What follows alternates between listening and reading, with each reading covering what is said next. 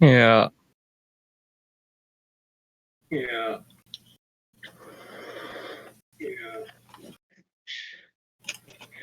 Look at the okay. Oh, yeah. Wait, hold up. Is it working now? I Yes. heard Yeah. something. Something's going through. I heard you say yeah like 6 It's working. Okay. Let me mute the stream now that it's actually working. All right, that's it. That's the stream. We've done our adventure. We can go.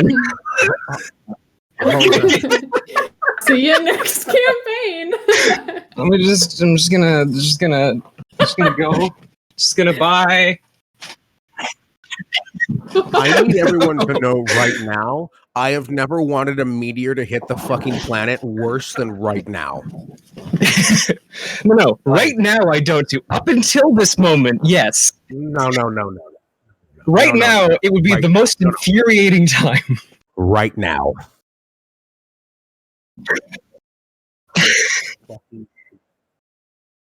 It's been over. 511. It's 511.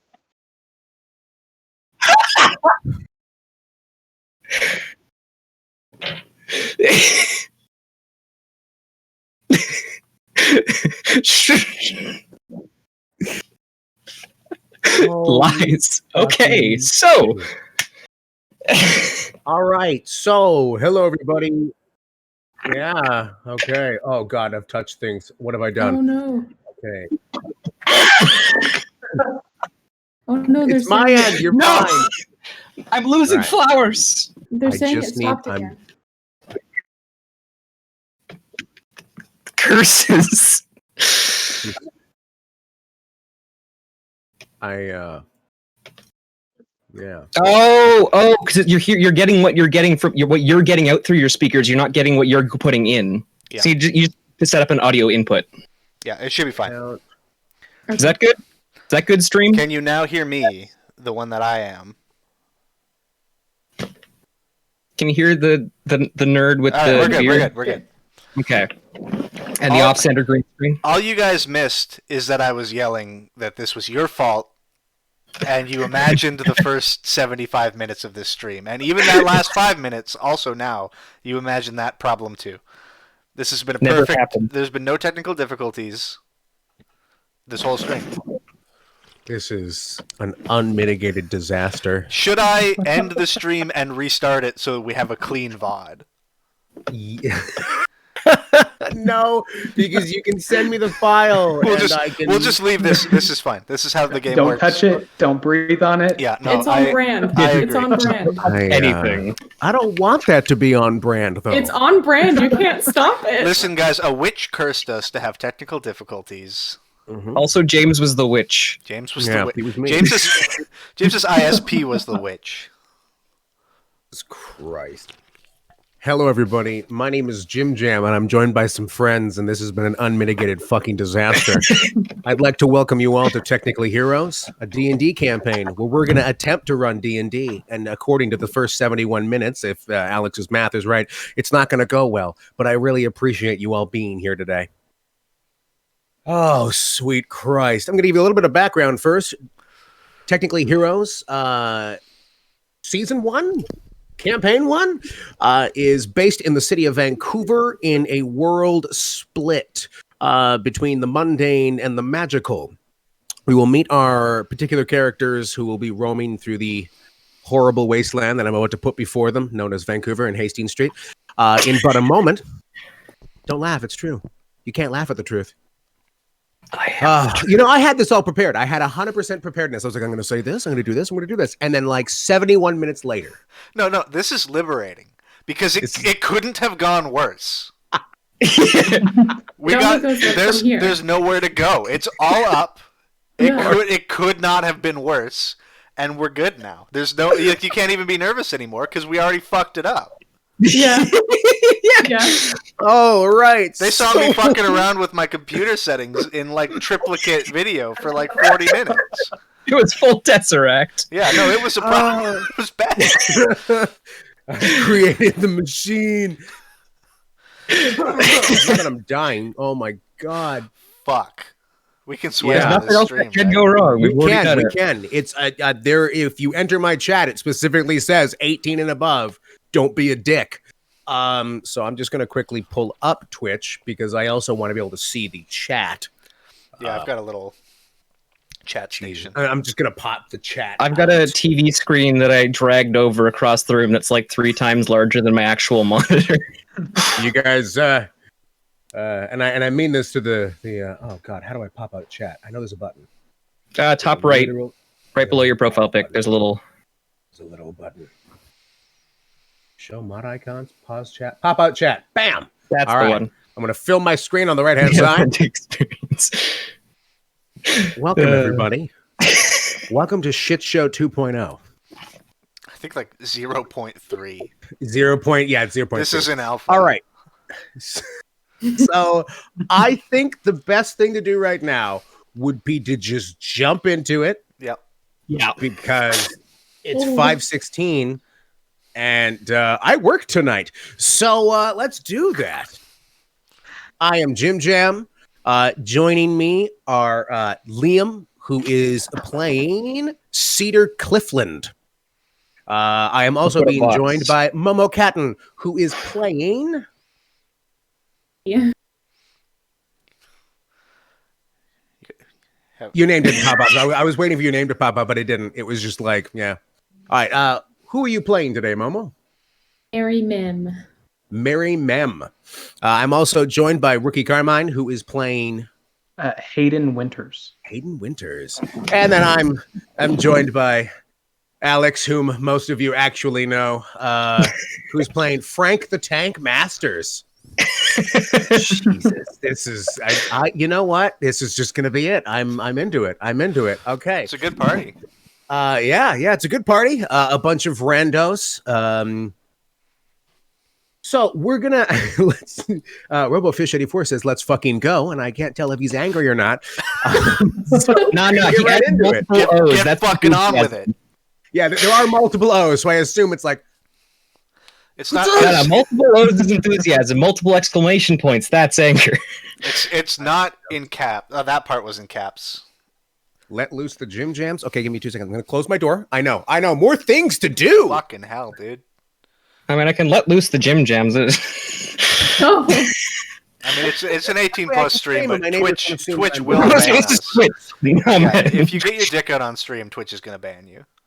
Twitch is going to ban you for talking. No, The never mind. We're possibility good. of- Sorry. Hold on. No, keep your Jim Jams in, Jim Jam. Yeah, I keep my Jims. Tim Tams, actually. Thank you very much. Tam your Tim Tam Jim Jams. Are we still having tech issues? Are we? Please. I Please. said no issue, and God, my no. issue is just like I had to close my bedroom door because if I start doing the, me, then the people will call the police. Fucking scare us, Juice. Jeez, you son of a bitch! Oh, somebody followed or something, but I can't see. I 'cause I'm on can't. I don't have the streaming. fucking overlays. So we've had to. I had to steal James's stream Follow this. account in order to Mhm. get this to work because his ISP was like crashing. So I've got no fucking idea what if you subscribed or whatever or followed. Thanks. I can't tell who it was. I can solve that issue, and I can do that while I'm talking All right. about. So, Cedar Cliffland, Yes. Liam, I'd like you to introduce your character a little bit, and I'd like you to talk about what a regular day looks like in what I assume is, well, that picture kind of it speaks 1,000 words. You have a I squirrel on your did put shoulder. a small picture there. There's also so Cedar is he's in his 20s. He's got his long blonde hair, and he's pretty much always wearing a shirt from a summer camp he regularly works at. That's the majority of his life, working at that summer camp or helping host helping host events there between summers. However, because of this, Cedar doesn't really have a very busy day-to-day life. So his usual day tends to consist of going for walks, usually getting odd jobs here and there, hanging out with some friends, or more importantly, doing what the demon squirrel that's constantly haunting him tells him to do. Uh, as Cedar's he may be a camp counselor, but he made a pact with a demon, a devil of sorts, and now it's now it's following him around. As you do, right? Yeah, it's sometimes the job just wears down on you a bit too much, and you just got to make a pact with the demon so you can start campfires better. You know. Not what I would usually join the Pact of the Demon for, but I You can't understand. argue with him. It's easier I to can light make vampires berries, with magic. man. I can make good berries. Like you literally can't because the demon squirrel will kill you. Okay, so we're gonna shift on over to Momo. Do me a favor and describe what your character Mary looks like, and what an average day looks like for her. Yeah, so Mary is 25. She's kind of short. She's super skinny, almost like emaciated. Just because she doesn't eat, she doesn't have time to eat. She doesn't have time to sleep. She's fueled on fucking Red Bull and G Fuel and battery acid, man. She's just, her two moods are either, exhaustion or crackhead energy. So that's what I'm going for. She has really, really long, like kind of stringy black hair. And during the day, she works at a cemetery because why not? And then at night, she delivers pizza on her bike because that's fun. And safe. Dream. So we have a demon worshipping hippie and a crackhead so far. So this is why it's called technically heroes. Liam. Yeah. You're the only one with like a working green screen setup right now. Yeah. Would you just like throw up the character portrait of the person who's like? I mean, you've only sent us two of them, I believe. No, all four, they are there. All right, let me just. If it's easy, that would be great. So just so we can show off. Yeah. Thank you, Alex Metrius, for the follow. I appreciate it. Save Mary. I would plug our artist at the moment, but I haven't gotten her permission to like use her name, and I don't know her Instagram, so I don't want to like give away information she's not comfortable with yet. Image. The art is fucking phenomenal, by the way. Thank you very much for taking the time out of your day to put that together for us. I genuinely really appreciate downloads. Mary, there we go. There she is. Yeah. Oh, sweet crack. Yeah, Crackhead was right. Awesome. Cool. Yeah, that's terrifying. I hadn't seen that art yet. That's actually scary. She's gorgeous. I'm just gonna build a gallery around myself. Build a gallery around yourself. There you go. All right, Rookie, do me a favor and tell us all about Hayden Winters. Was it Hayden Winters? He is 20 years old, and he is completing his 4th bachelor's degree after 2 master's degrees. He is that annoying student who excels at everything, and he is currently living in... Yep, exactly. There he is. Yeah. Oh my God. He's annoyingly good looking and good at everything, and that's Hayden.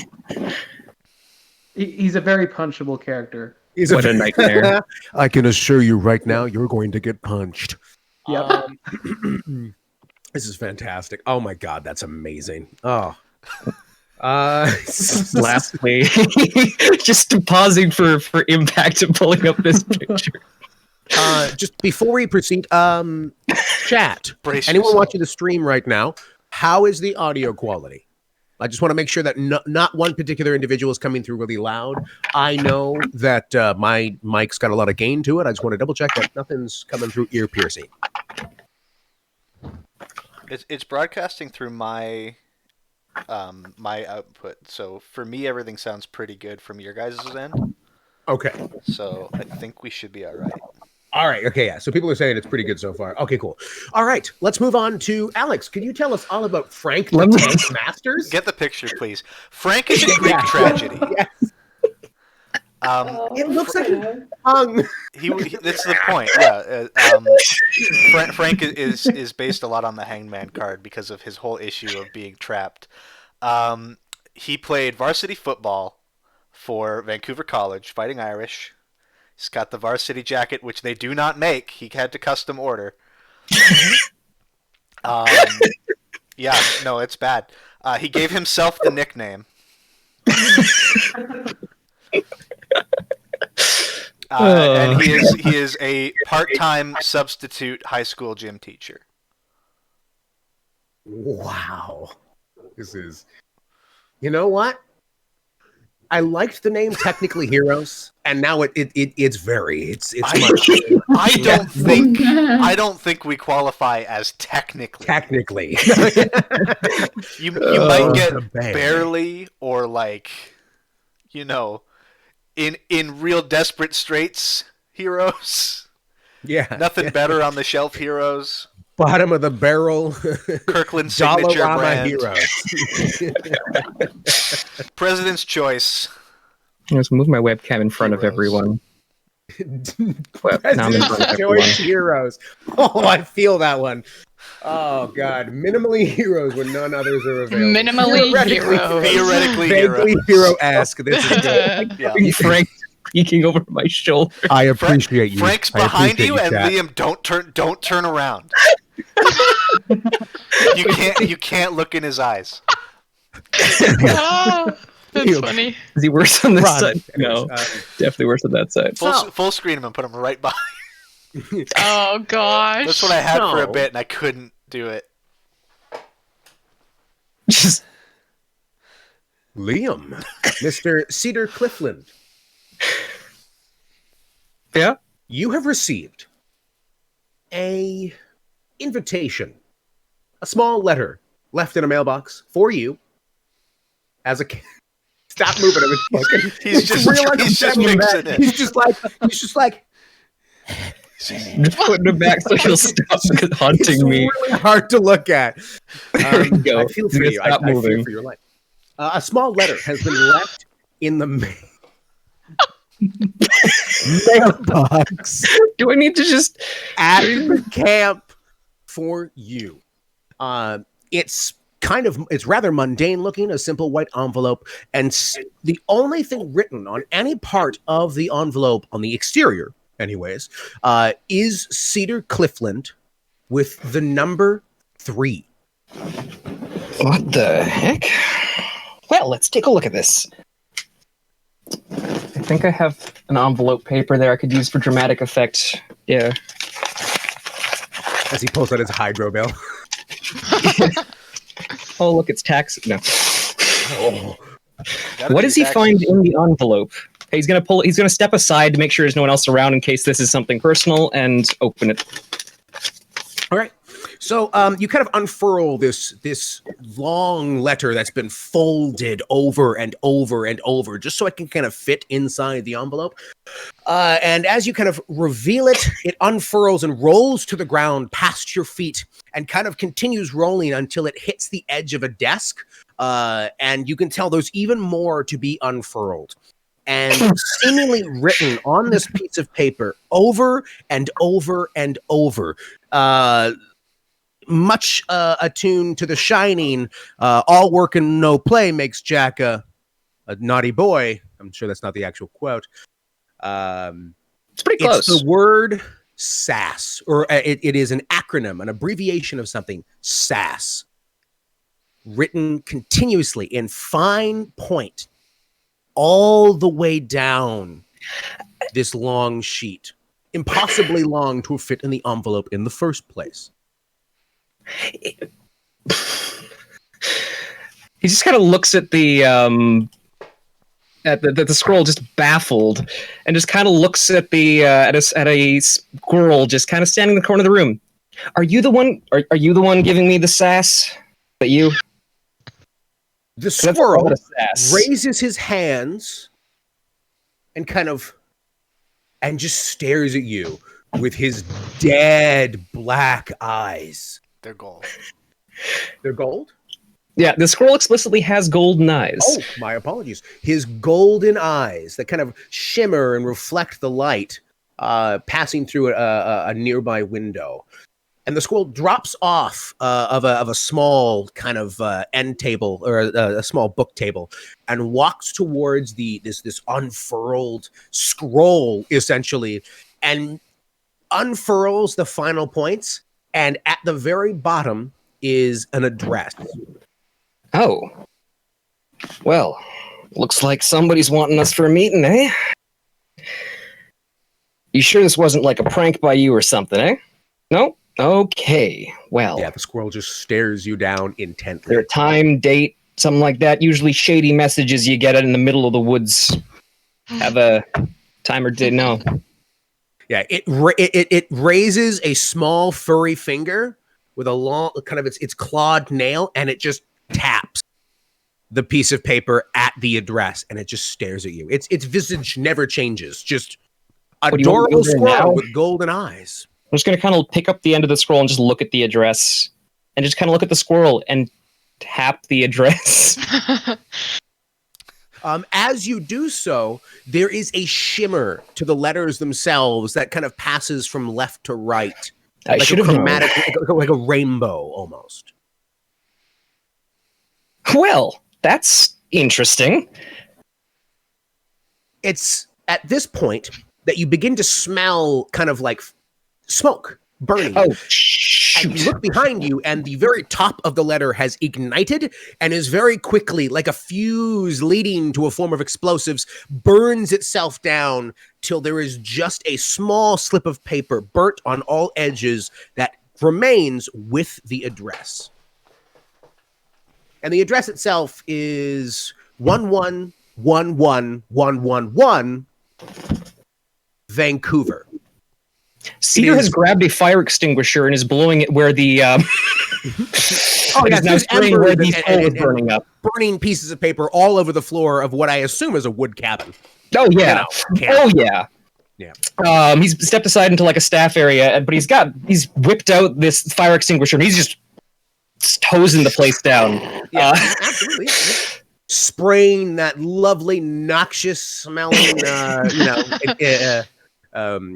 fire retardant. Absolutely. Yeah.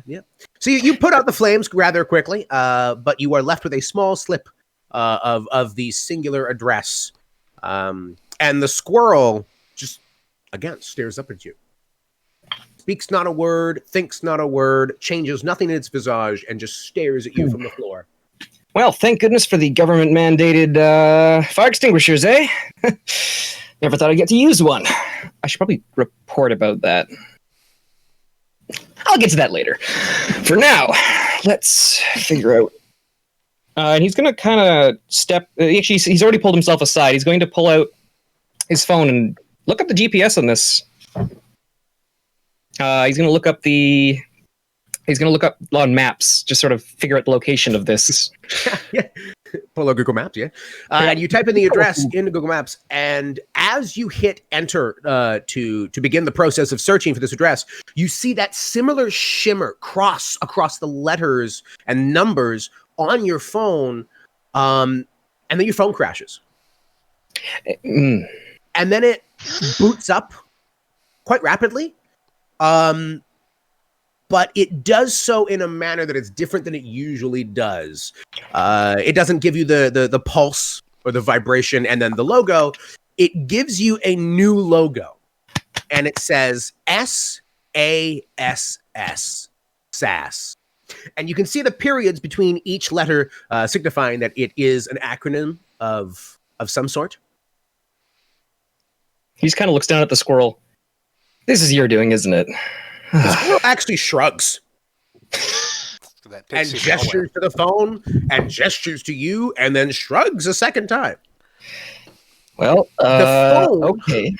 boots up and your operating system is intact. You're back on your home screen, and Maps opens a second time, but now shows quite complex but easy to follow instructions on how to get into Vancouver to this specific address.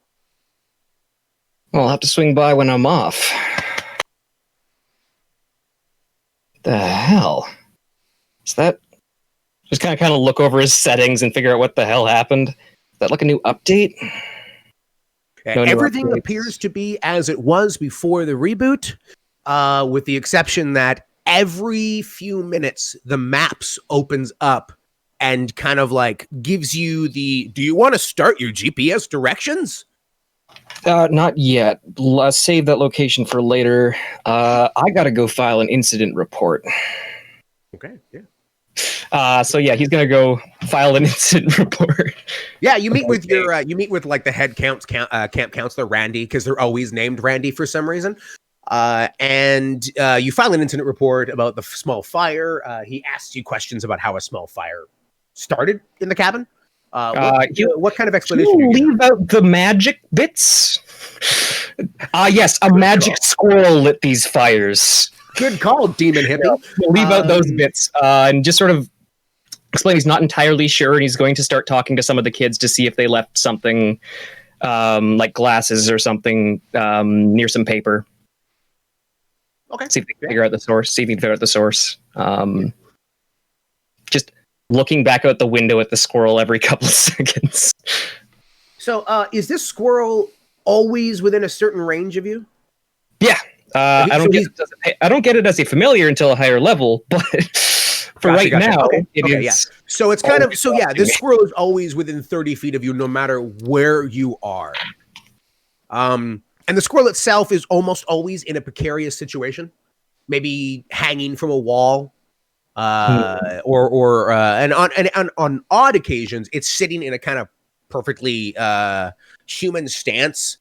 Usually on a higher position so it can meet your eye level. Squirrel's big on that. He likes to meet your eye level. You're not bigger than him. You're the same size. Probably. Dang it. Why did it have to be fairly short? So, all right.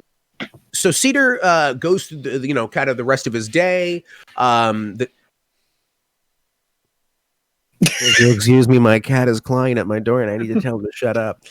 And she's trapped inside. Excused. Don't kill people over it. And if you do, you're gonna have to really step it up. Yeah, no, the Nerf gun's not doing the trick. I don't think. You heard nothing? I did not threaten my cat. What are you talking about? It's only a good sound bite. Yes. Oh God. So yes, Cedar kind of finishes his day. I'm gonna. Yeah, it's fine. Don't worry about it. It's not evidence until it's sent to a court. Cedar's gonna kind of go about the rest of his day, and usually around the around the end of your shift, your phone starts to vibrate, kind of like you're getting a phone call and it's been muted. And the map screen is open, and there's this somewhat ominous red kind of tinge of light coming off the edge of the phone, and there's a timer. And it's counting downwards. Well, I'm off, so I'm gonna get to the truck. He's gonna just kind of jog off towards his truck, let someone know that he's dipping out for a little bit. He's off shift, so just telling someone he'll be in town. Okay, perfect. And he's going to head to his truck. All right, perfect. So the moment you reach your truck and start the process of getting in and buckling up and turning the engine, the red ominous glow dissipates, the timer stops, but the phone continues to vibrate, and the map begins to update your exact GPS coordinates. Wow, the reception's usually pretty bad. To the millimeter. Every time you move or your phone moves, even an inch, you can see that there's a change in your location on the phone.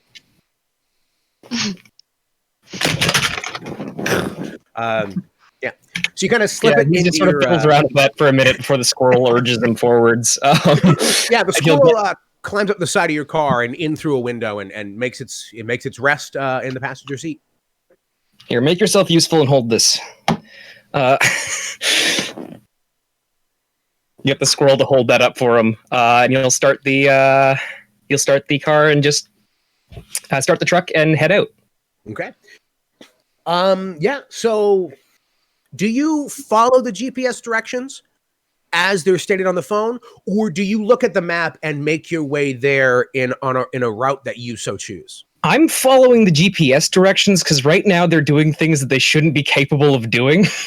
The reception is not great up here. Normally, I can barely get it to know I'm up here, let alone Oh yeah, so direct you coordinates. kind of look over at your phone and you realize you have 8 bars.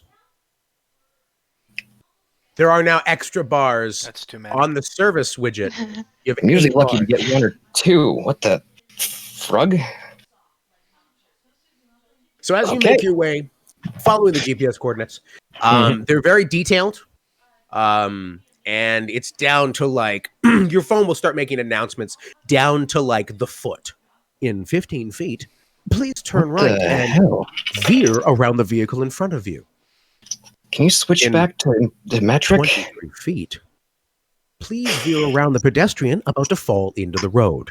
And you kind of look around and truth be told, you see a pedestrian walking down the street and they kind of like miss a pothole and twist their ankle and fall into the road. And because of the warning, you're able to kind of veer around them and not crush their head like a watermelon. He's gonna stop the car. They kind of jump up, like they dust themselves off, and they kind of like they rub their ankle a little bit, and they kind of continue walking down the street at a more brisk pace. He's gonna stop the car. The window. You all right? The guy's like, oh yeah, I'm fine. I got a first aid kit if you need anything. And he ducks his head in shame and continues walking. Might want to ice that ankle later. He's like, so this is and you continue following the GPS directions. You drive yourself further and further in to Vancouver, and as you get within the time frame on the GPS specifies about 20 minutes, we are going to actually. Could you do me a favor and roll me? You're in a vehicle, yes? Roll me a D4, would you? D4. I gotta get my cauldron. Cauldron. I just have handfuls of dice. I could, but that'd be many handfuls. Wow. Oh my god, that's like a legit cauldron. It is a 2.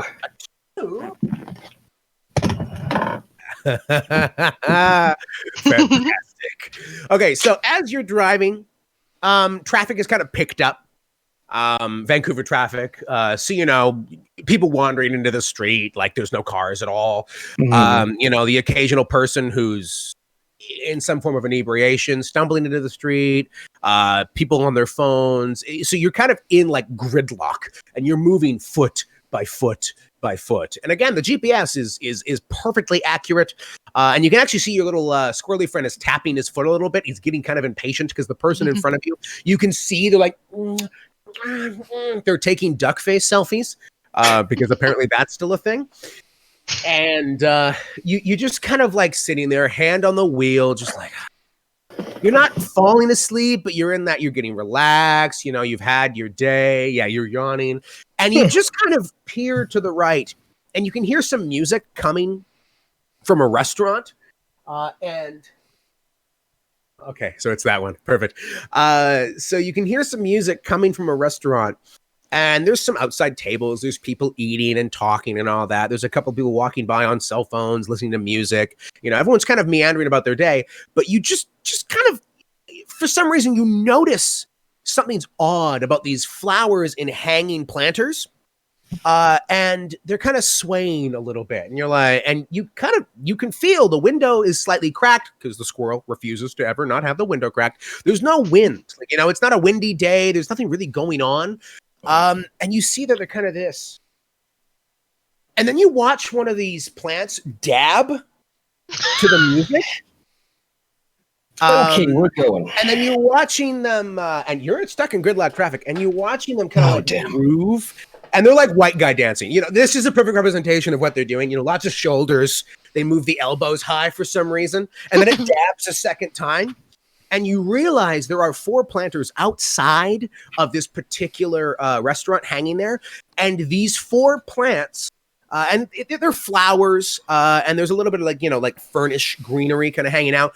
Every single plant hanging in these planters are all dancing to the beat of the music that is coming out of this specific restaurant. And as you just stare in disbelief, one of the plants dabs a third time, sees you over one of its like strange plant-like arms, and then freezes. And every single plant follows suit, and they all kind of return to a plant-like semblance, but you can't help but see the visages on these plants, and you can see the makeup of their almost humanoid-esque bodies kind of sitting and standing and now in awkward positions, attempting to pretend like they were not just dabbing to some kind of dance music. They're trying to Toy Story you. What the? Yeah.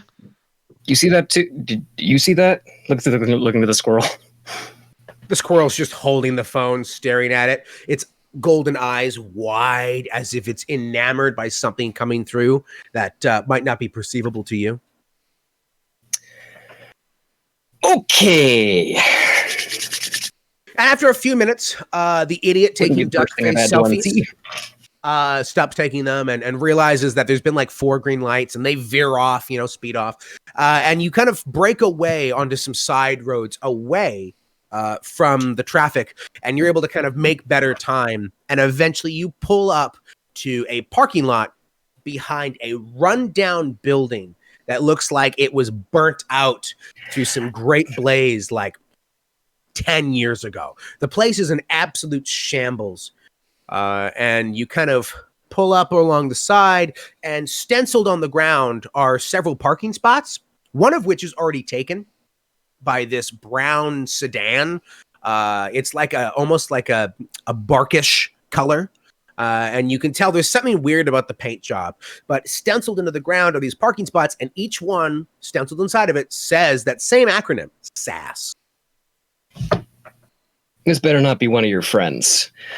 Okay. And he's gonna get out of the truck. Perfect. Yeah. So you get out of the truck. The squirrel kind of clambers out the window and onto the roof, and will jump onto your shoulder and kind of bury himself inside your clothes. Oh. He's got a pretty baggy sweater, so that's not too hard. Yeah. He's also going to pull his backpack out of the seat that he always carries with him. It's got his first aid kit and his emergency gear. Perfect, yeah. And he's going to head towards the building, I guess. Yeah. So you kind of make your way around the building, around the side. And as you're making your way to what would have been the original front entrance, which is which is boarded up, kind of plywood, and the door is off kilter ever so slightly. You see 3 other people walking towards that same building from kind of different directions. So at this point, we're going to pan over to Momo. Okay. Yeah, we're going to pan over to Momo. So I have food sitting right there. You work at a graveyard during the day? Yeah, Cemetery, of course. Sorry. Okay. What is it that Mary does at the cemetery in particular?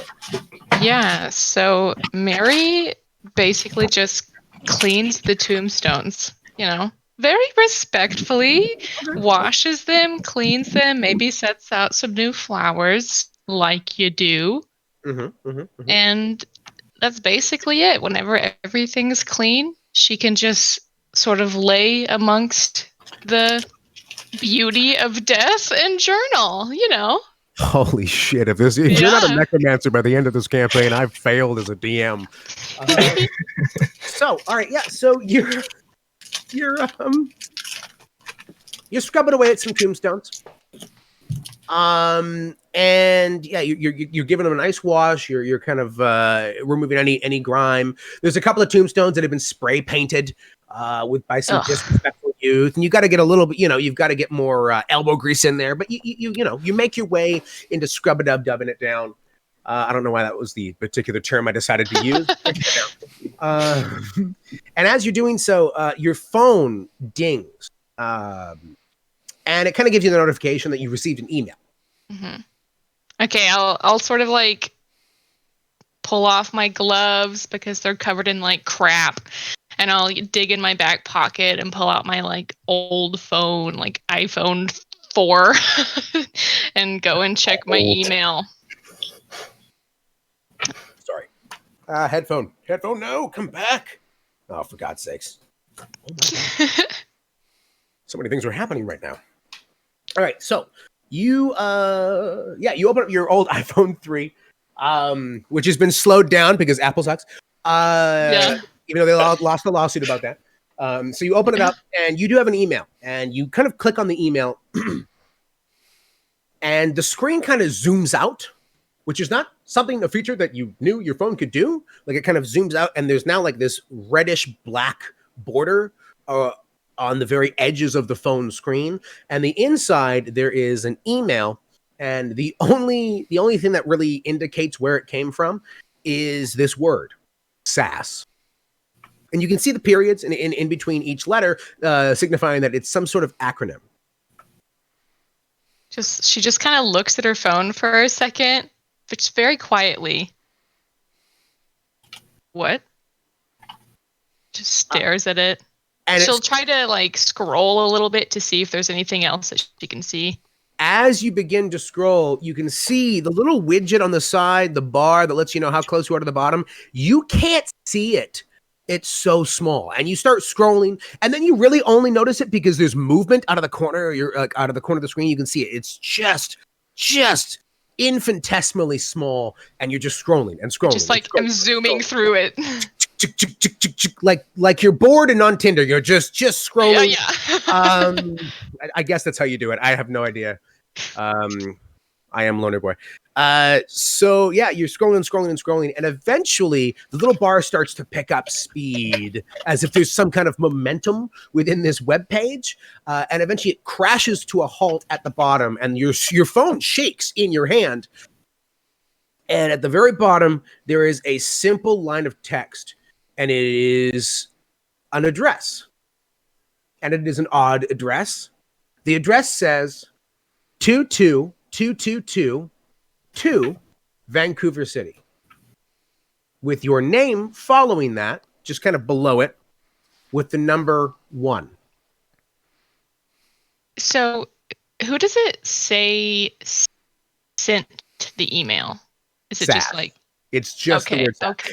And when you click on it, you know how it usually expands into a full email? It says sass at sass.sass. Interesting. Thank you, Liam. Ultimate sass. On point, yeah. Yeah. Does that address seem at all familiar to me? Not particularly. And it's a very weird address. It's the same acronym over and over, at sass.sass. You've never seen a dot anything than like gov or org or .com or .ca. It's .ca specifically because we're Canada. Yay, Canada. Yay, Canadian internet. It's been so helpful this time. So yeah, nothing really comes to mind about having ever seen anything like this or heard anything about this.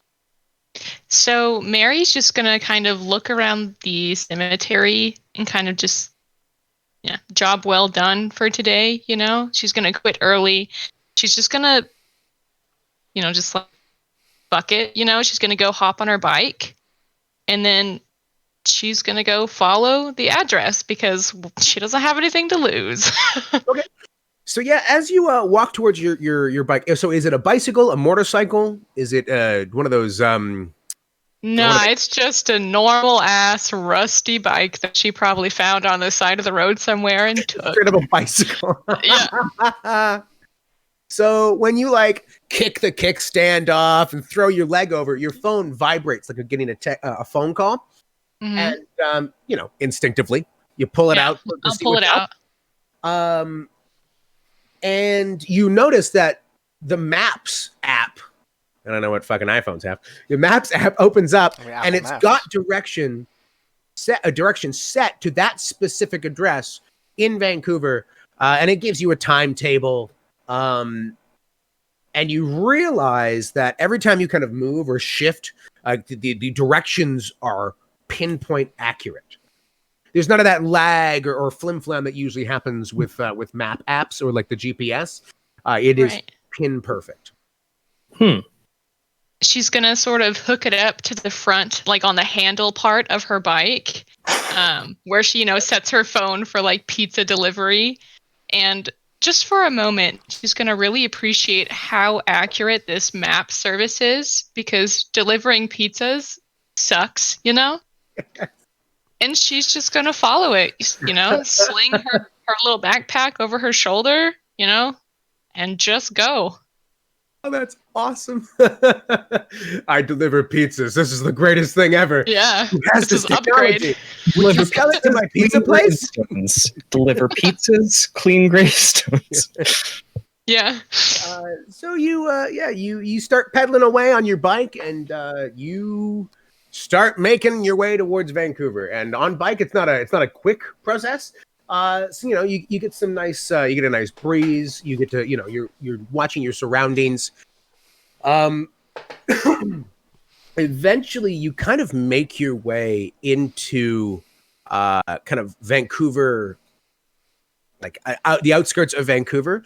And so I'm going to get you to do me a favor. Your bicycle, I don't want to consider that on foot or in vehicle. Do me a favor. Maybe roll me a d6. Sorry. A 5. A 5? Yeah. Good. Sorry. I'm just really happy with these. Oh no. None of them are terrible, but they're all fun, I think. You are struck by lightning and slain. Make a new character. No. So you're riding your bike and you make it into the outskirts of Vancouver. And you're kind of weaving past traffic because Vancouver is real hard up with people riding bikes on the sidewalk for some reason. They want you in the road where you die. So you're stopped in traffic because it's gridlocked. It's that time of day. Again, there's people falling in the road, people just crossing wherever the fuck they want. There's this young woman in front of you who's very obviously arguing with someone. You can see the phone on a similar apparatus to yours on the front of your handlebars. It's attached to her windshield, and she's just, you can see like hand pointing and this and like nose and all that. And you're just like, oh. And you just happen to kind of look to your right, and something catches your eye immediately. It's down a small alleyway. It's about 4 feet wide. The buildings are, like 30 or 20 and 30 feet tall. It's simple brick. It's got cracked pavement. And there is this circle of cats. 10 cats, to be specific.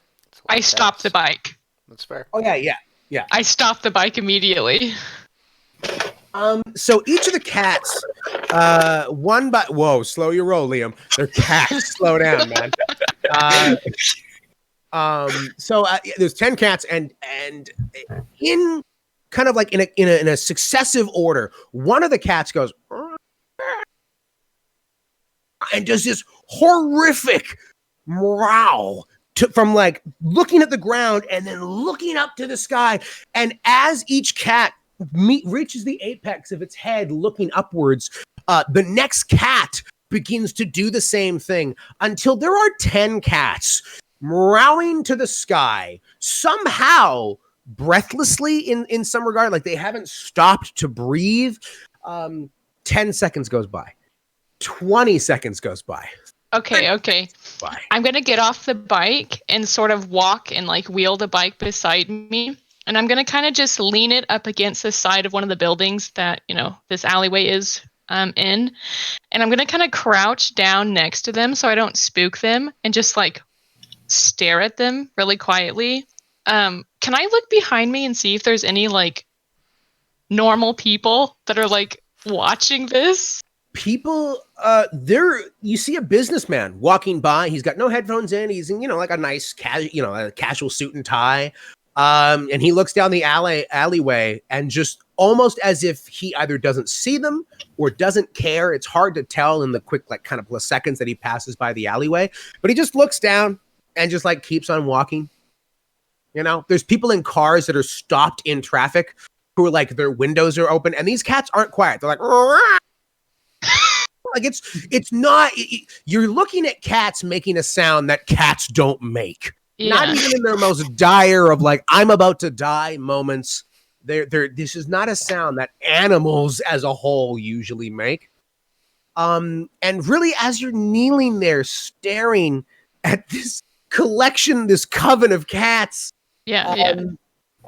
you can see this mucus, this almost like muck, kind of begin to like bubble and boil up from the cracked concrete within the circle of cats. and one of the cats, just kind of like with its head in the air and it's still meowing, you see one of its eyes look down and stare at you. Oh, fuck no. And then it breaks off and it gets startled and it scatters. And when it scatters, the rest of the cats all scatter. Many of the cats kind of jump over fences. They dive behind dumpsters. One of the cats runs straight up a brick wall, the side of one of the buildings that makes up this alleyway, and makes it up onto the slanted roof and continues pitter-pattering away until it disappears from view. Several of the cats run into traffic, and you see cars drive past them as if the people can't see them, and then they're gone. And the only thing that remains of this strange occurrence is this muck. It's about maybe a quarter of an inch deep, and it's a good kind of, its circumference is about 6 inches, but it's about a quarter of an inch deep, and it has this noxious odor to it. Like, it is offensive to the nose. Can I just kind of scooch forward? Mm-hmm. And can I like pick up like a can or something that's in the alleyway and just like poke the mucus? Yeah. Just to see what happens. Yeah. You pick up an aluminum can and it's got the lid still attached, and you kind of poke at the mucus with the lid. And as you pull it away, the mucus is eating the can lid. But in doing so, the mucus itself almost seems to like disappear with the can. And you can see like there's just a small, like an inch round, kind of almost like a bite mark out of the lid of the tin can. And it's at this point that the mucus begins to sink back down, kind of slurping into the cracks in the not the cobblestone, the pavement below your feet. Well, that was weird. I'm gonna pull out my maps. I deliver pizzas. This is it's super weird. I'm gonna pull up my Google map or whatever and sort of memorize where this location was on it, and then I guess look around to see if there are any more cats just watching from afar. And if it just seems all normal, I guess I'll just hop back on the bike and head there. Okay. Yeah, so you pull out your phone and you kind of memorizing it, and as you're looking at the phone, this pin appears and it bookmarks this exact location. And again, it zooms right on in down to the street view. It's not actual photos, but it's down to like the structured frames. And it pinpoints it, and then your phone crashes. Ugh, not again. And you're like, an iPhone 3. And then it boots back up. And it doesn't boot up normally as it has before. It gives you a little vibrate, but then a different logo comes up. You don't get the Apple logo. You get this same acronym you've seen now a couple of times, and it says S.A.S.S. And as that loads quite quickly, your phone loads almost instantaneously. And any of the degradation of speed that you've had with this a very far back generation iPhone just disappears, and it loads perfectly. In fact, you're looking at this phone, the pixel rate or the pixel count, like it's more defined, and it opens right back up to the Maps app, and you've got this bookmarked location, and then it proceeds again. It's like, please get back on the road and proceed to your destination. She kind of just wordlessly looks around, really confused, but also a little bit too tired. Like, this could be a dream. Who knows? Maybe she fell asleep in the cemetery. So she's just gonna hop back on her bike, give one last glance at the pile of ooze that was once there, and keep following this phone, man. The X ooze. It's fantastic. Okay, so you get back on your bike and you start riding further towards your destination. And it says you're about 20 minutes out. So you're riding in traffic, the traffic starts to lighten a little bit. But about 10 minutes out from your destination, I'd like you to roll me another D6. For those keeping track at home, A6. that's 2d6. Yeah, so one more D6. 6. Oh, so you got a 6. 1d6, 2d6. Fantastic. All right, so this is one of my favorites. You're riding your bike along, kind of like as close to the curb as you can, because it kind of allows you, even on gridlock, to just kind of bypass the cars and get further towards your destination in a quicker route. And you're riding along the curb, and this homeless man steps out into the road and kind of blocks your passage. So you kind of have to like come to a not a screeching halt, but a quick halt. Sure, yeah. And this homeless guy, he's speaking to somebody who is very clearly not there, and he's doing so in French. Yeah, he's like, bonjour, oh mon ami, and he's very much like, comment ça va, ça va bien, et toi? Oh, c'est bien, félicitations, and he's very upbeat, and he's speaking to this non-existent individual. So is he like facing the road, or is he facing the sidewalk and talking? He's facing the sidewalk. He's kind of stepped onto the road. His back he's almost leaning up against a car that's stuck in traffic. And he's speaking towards the sidewalk. And there's no one there. Like, it's the front face of like this bank, and the bank is closed for some reason. So there's no one on the corner, no one nearby. He's very much just speaking to some invisible force or imaginary. It's hard to tell with Vancouver. Mary is just gonna very passive aggressively like move her bike like very intentionally around the man and just like stare at him and see if like being very intentional with like eye contact makes him acknowledge her. Okay, yeah. So as you kind of do that, do you go up onto the sidewalk, or are you trying to go around the cars on the other side, further into the road? Like up on the sidewalk, yeah. Okay, yeah. Yeah, so you go up onto the sidewalk, and as you're passing, you get this sense that something is staring you down intently. But this homeless guy is not looking at you. He's continuing his conversation with this invisible / imaginary force, but you can feel as if something is staring you down. And it doesn't make you feel threatened, but it makes you feel anxious. A little bit of anxiety begins to well up in your stomach. And then as you you're staring down the homeless man, he quickly like tilts his head and stares you in the eyes. And he says, my friend doesn't like you. Could you please move on? You're making her uncomfortable. And now he's staring you down, and you feel two sets of eyes glaring into you. One of which you feel is like staring into your soul. I'm just gonna clear my throat. Sorry. Climb on my bike and just like not exactly drive away super quick. Like, I'm kind of curious, but also I'm a bit non-confrontational. So I'm just going to keep watching while also leaving. Sure. So as you're kind of riding away, you're looking back, you're looking over your shoulder, and you see something. You watch, he's got a little beanie on, and it's kind of high up on his head. You watch it get pulled down over his ears, and his hands are in that like very French, very Italian, like they're using their hands to speak, almost like they're doing verbal karate, Yeah. And you watch his tooth get pulled down.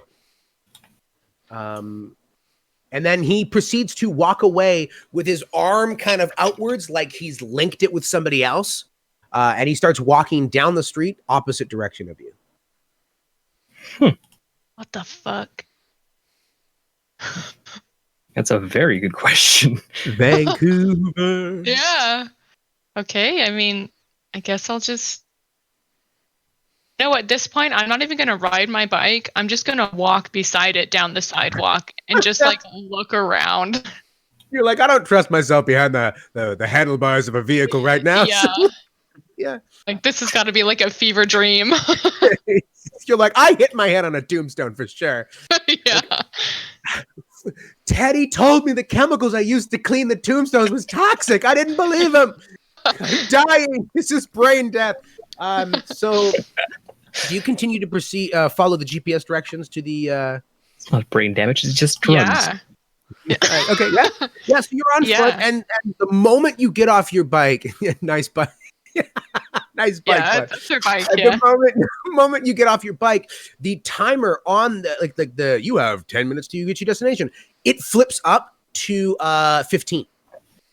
Like it immediately takes into consideration the fact that you're walking now. And yeah, that 15 minutes passes kind of uneventfully, no one, there's no boogeymen that jump out of closets. Yeah, you're like on guard though. You're like, I'm ready for you, Invisible Toque Tucker. And you make your way to this burnt out shell of a building. And the GPS location doesn't lead to like the building specifically, but the address is printed prominently across the top of it. But there's the GPS is actually specifically pointing to this light post on the sidewalk, and there's a bike chain, but no bike lock. Huh. That's convenient. That's She Vancouver. says to herself,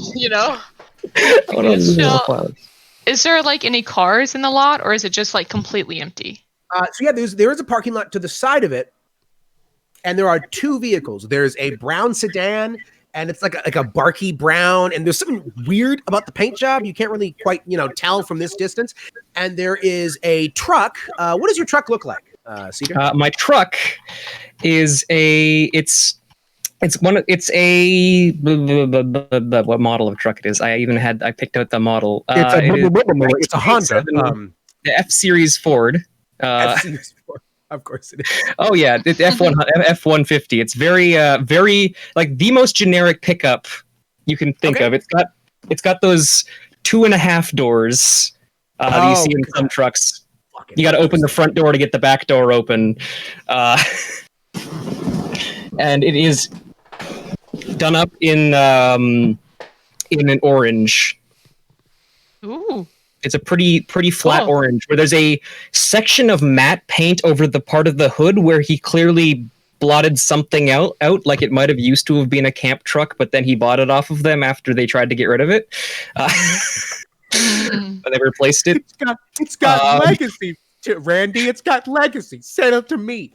Exactly. And yeah, it's a pretty generic truck. It's a little beat up and dirty. Yeah.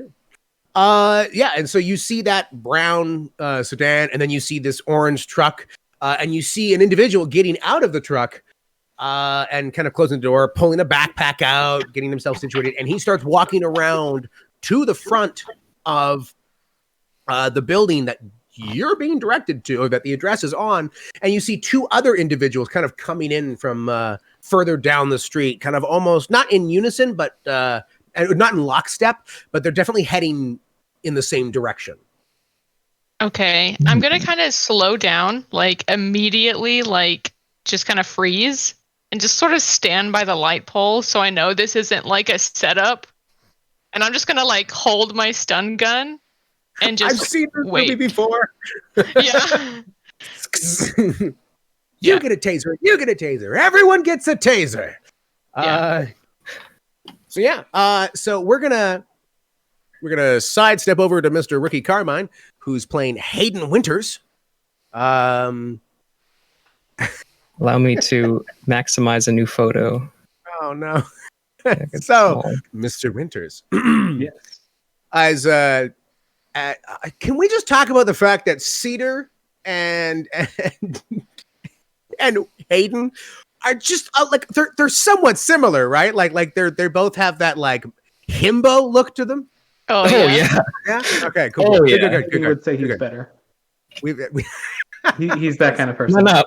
The biggest. There's only one him. There's only one true himbo here. and it's Frank the Tank Master. So, we're Get back in gonna your switch corner, over. Frank. Back in your Frank corner. Jesus, the fucking thing. Frank's corner. So Hayden, you, Yes. I would gather a guess that you spend most of your days at the school, Yeah. bettering yourself. Yeah, it's the second week of the term, so he's going to try to finish all of the classes within those 2 weeks. Best of luck to you. So yeah, you're walking down the hallway. Are you at a college or a university? University. University. Cool. He's getting I've never stepped foot 2 in a university, bachelors right now. so we're gonna make estimations of what those look like. I've never been to higher education. Actually, that's not true. I went during high school once as a trip, and I don't remember any of it because I was too stoned. So, anyways, we're gonna higher education. I assume it's a building, right? No. So you're inside the specific university, and you're making your way down the hallway, and you're heading to a specific class. What classes are you taking right now? I think he's finishing a bachelor's in food studies right now. So it's his 5th bachelor's. Jesus. Gotta collect them all. That's what happens when you give this. If I get enough bachelors. You Go ahead. You Sorry. give fucking 20 int to that guy. That guy right there. Instead of getting a single doctorate, he gets 20-something bachelors by the end of his time. I mean, if you get all the bachelors, you get to take on the Elite Four. Yeah. I beat all the bachelor gym leaders with my himbo hands. No, it's fine. It's fine. I just like the word himbo. It's amazing. It's a great word. Just plug in my phone. So yeah, you're making your way down the hallway. You're heading to your food studies class, and you make your way in. You get situated in your area desk, long desk, seating arrangement. You get seated. You kind of start getting your notes out. Do you have a laptop or anything like that? Or okay, yeah. So you barely. But he likes physical books, so he'll carry a messenger bag full of textbooks. Okay, yeah. So yeah, you set up everything and you're kind of getting ready to go, and you're waiting for the professor to come on in and start teaching the class, which you don't really need to worry about that because you can teach the class because you're Hayden Winters. You pull out some of the books that are required from your messenger bag for this particular class, and there is this strip of paper, kind of like almost like a bookmark, like just like a quick piece of paper bookmark that's been thrown in that you don't quite remember putting in this book. Like, does it go the full length of the book? Yeah, you can see it. Like it's nerd, really? Yeah. I got a pen. Yeah, it's like a long strip. Let's say the book is about yay wide, the width of my camera. The paper comes out like a full inch on either end. I'm going to remove it. Okay, just like that. So you start like sliding it, and almost like the infinite scarves that magicians like to pull, this piece of paper just keeps going.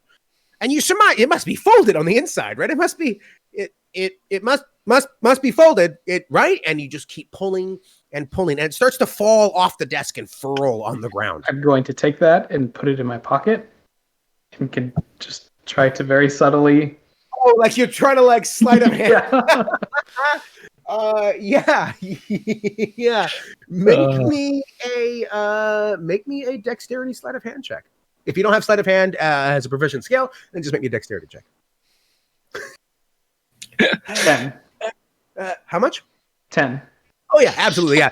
No one's really paying attention to each other. Everyone's still setting up. So you just like you slide it into your pocket and just like some weird scarf trick where you're stealing the scarves from someone's pocket into your own. The thing keeps going and going, and it's And eventually you're like, there's got to be no more room in my pocket, right? And it just keeps fitting. And eventually you get to the tail end of that piece. And you're able to kind of like, do you stuff it all in your pocket, or do you hold out a small piece and just like let it line in, or? Like the second one. Yeah. Okay, I just want to look at it and then put it away later. It's like in your pocket, and you're like gonna fold out, and it's crinkling and shit. It's like, and you realize it's upside down. And all it says is S.A.S.S. It's an abbreviation of some kind, like S.A.S.S, all capitals, and it just says that over and over and over and over down the sheet of paper. And so you just read the word S.A.S down and spiraling into your pocket, and you're like, where the fuck? So yeah, it says the word S.A.S. Are there any students in here right now, or is it just me? There's like 3 or 4 other students, and they're kind of like setting up at their own individual tables and pulling out their laptops, and some have notebooks. Okay, I'm going to stand up. I'm going to walk to the teacher's desk, put my final project on the table, and just walk out because I know I passed.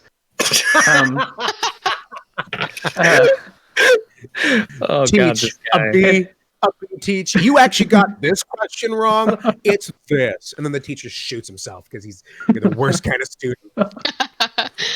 I'm gonna find a like private study room and just try to fold that into something manageable. Yeah. Okay. Yeah. So you start pulling it out, and the paper, you realize, even though you shoved it in your pocket, is pristine. There's no crimps, no nothing. It's all crisp. One just impressively elongated piece of paper. And so you're able to kind of like fold it in a way, like not origami, but you're kind of able to press it down and kind of apply pressure so it crimps in a way. And it just says S.A.S.S. And as you finally get to like, it's like 14 feet long, this fucking thing. And eventually you get to the end of it, and there's this address. And it just says 3333333 Vancouver City, followed by Hayden Winters, number 5.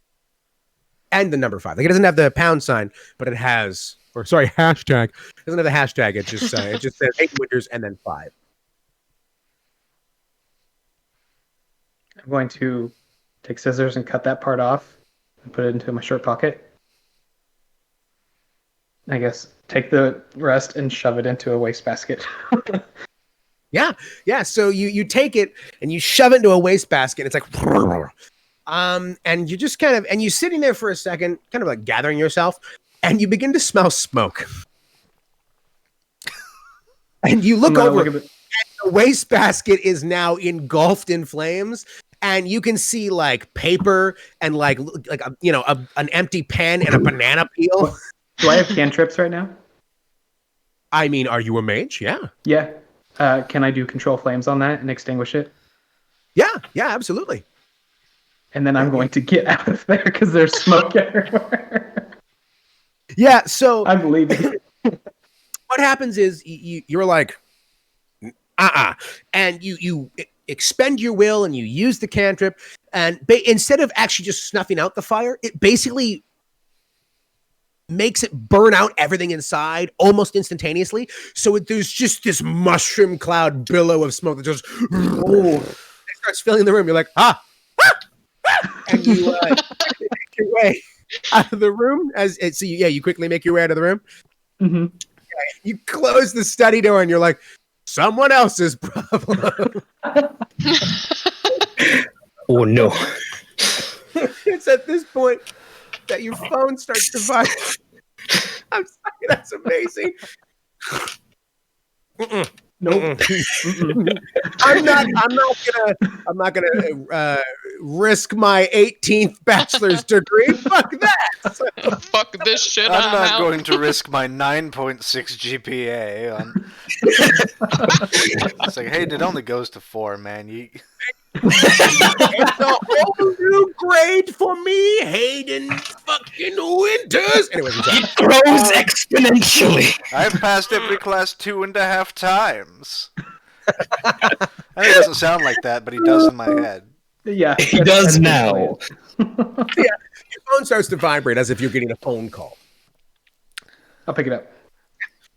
So you pull it out, and it is your phone is rebooting, and you're like, oh, and it reboots, it beeps, or it does the little pulse vibrate, and then it shows you a logo, and it says S.A.S.S. That's not good. Yeah, and I've been hacked. So that's what he's thinking right now. And so it boots up. Your operating system's the same. All your apps, your background image, everything's the exact same. It just does it a lot quicker than usual.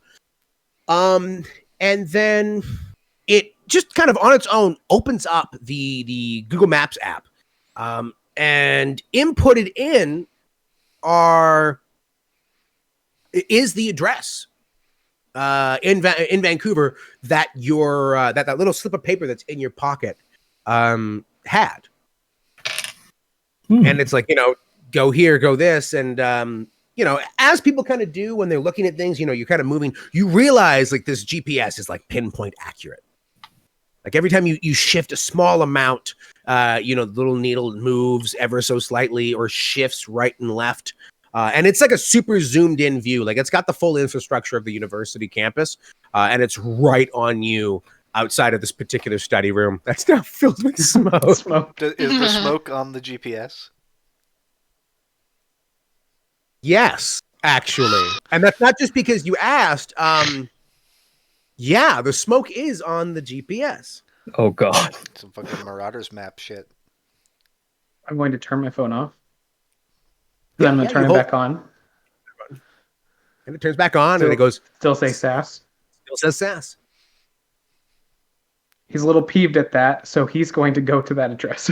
And he's going to confront them. Complain to the manager. Yeah. I want to talk to your manager, Mr. Hacker.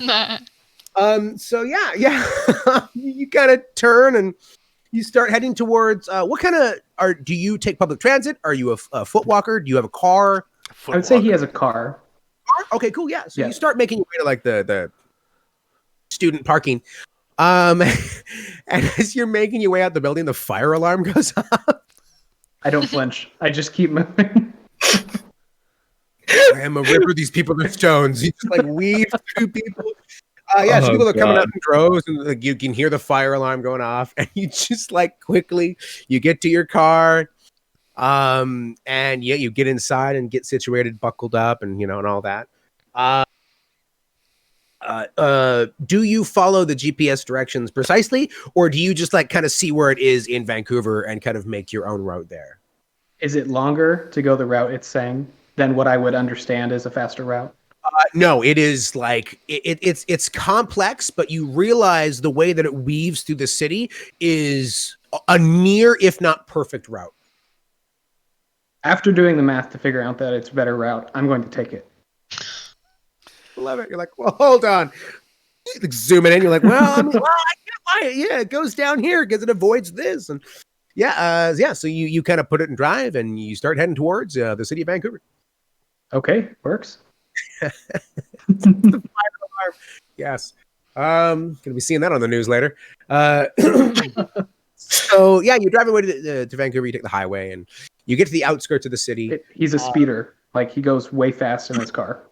Oh shit. Okay. You're speeding.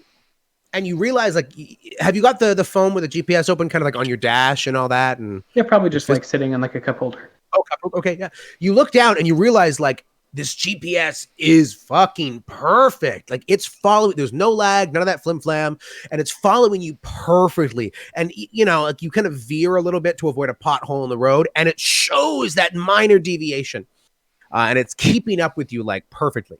Can I get you to roll me a D4?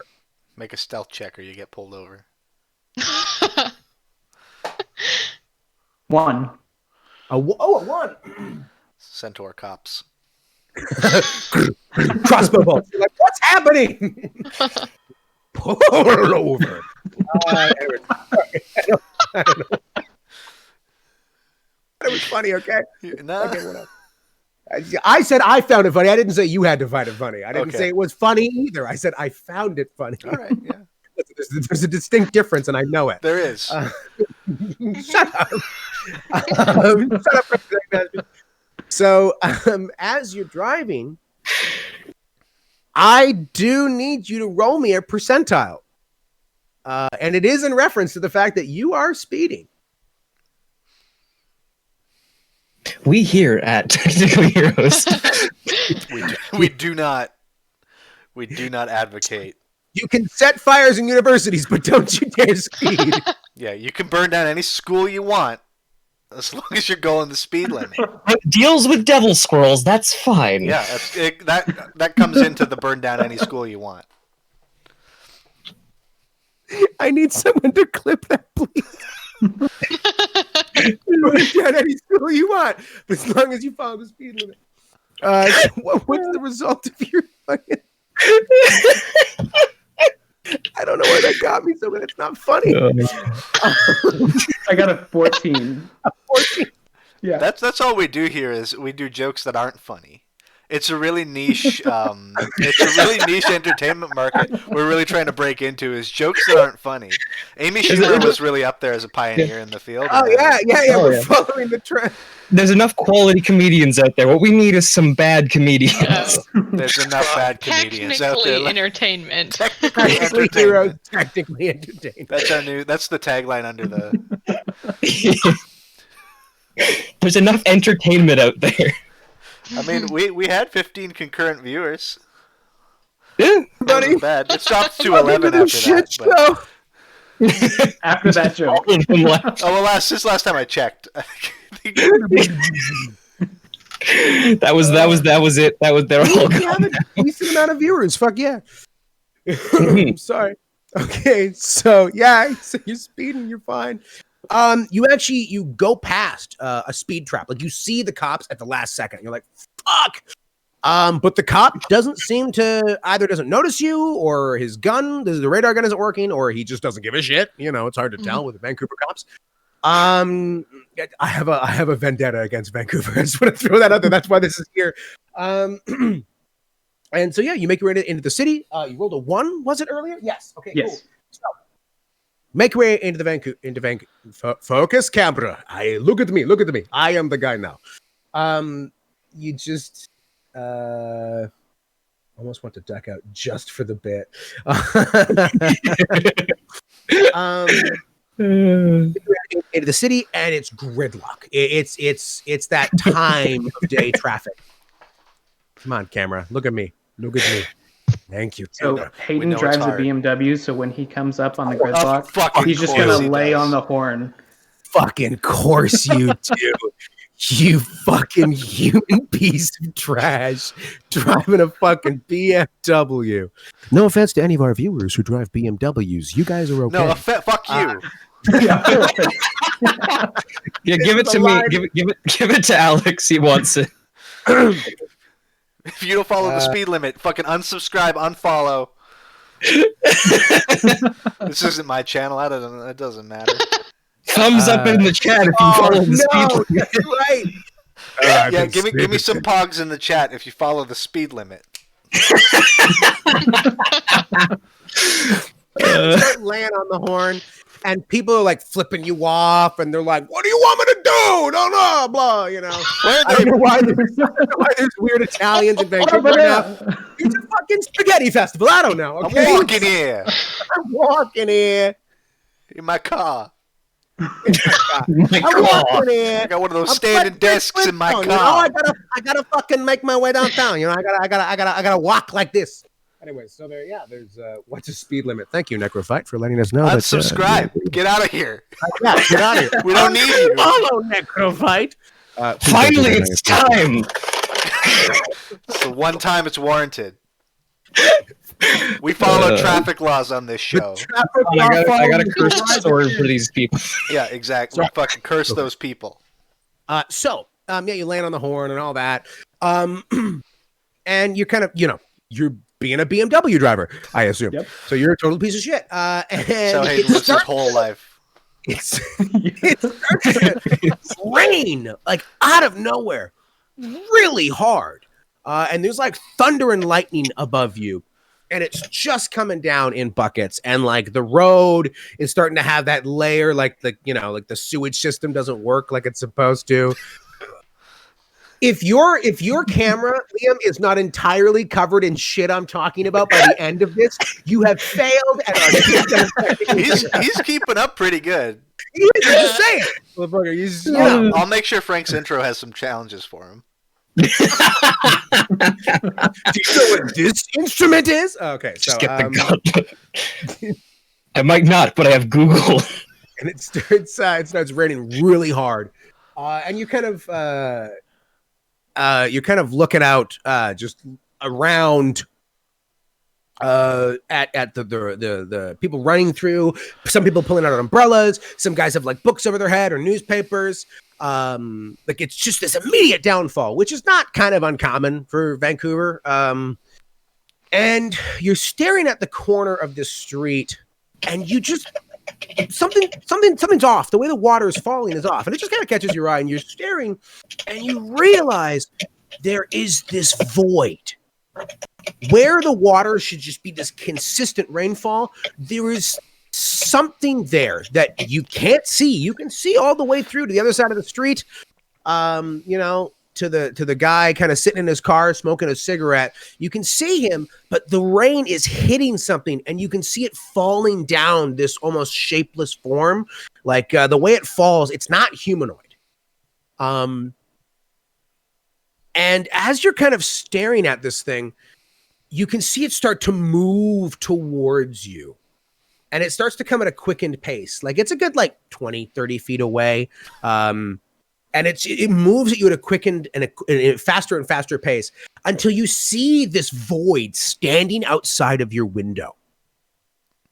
And you can feel like you're being That's racist. You're in Vancouver. I thought you would have done that already. This shapeless void.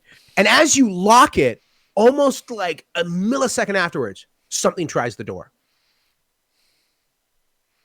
I'm just going to look out there. And you see the void standing there.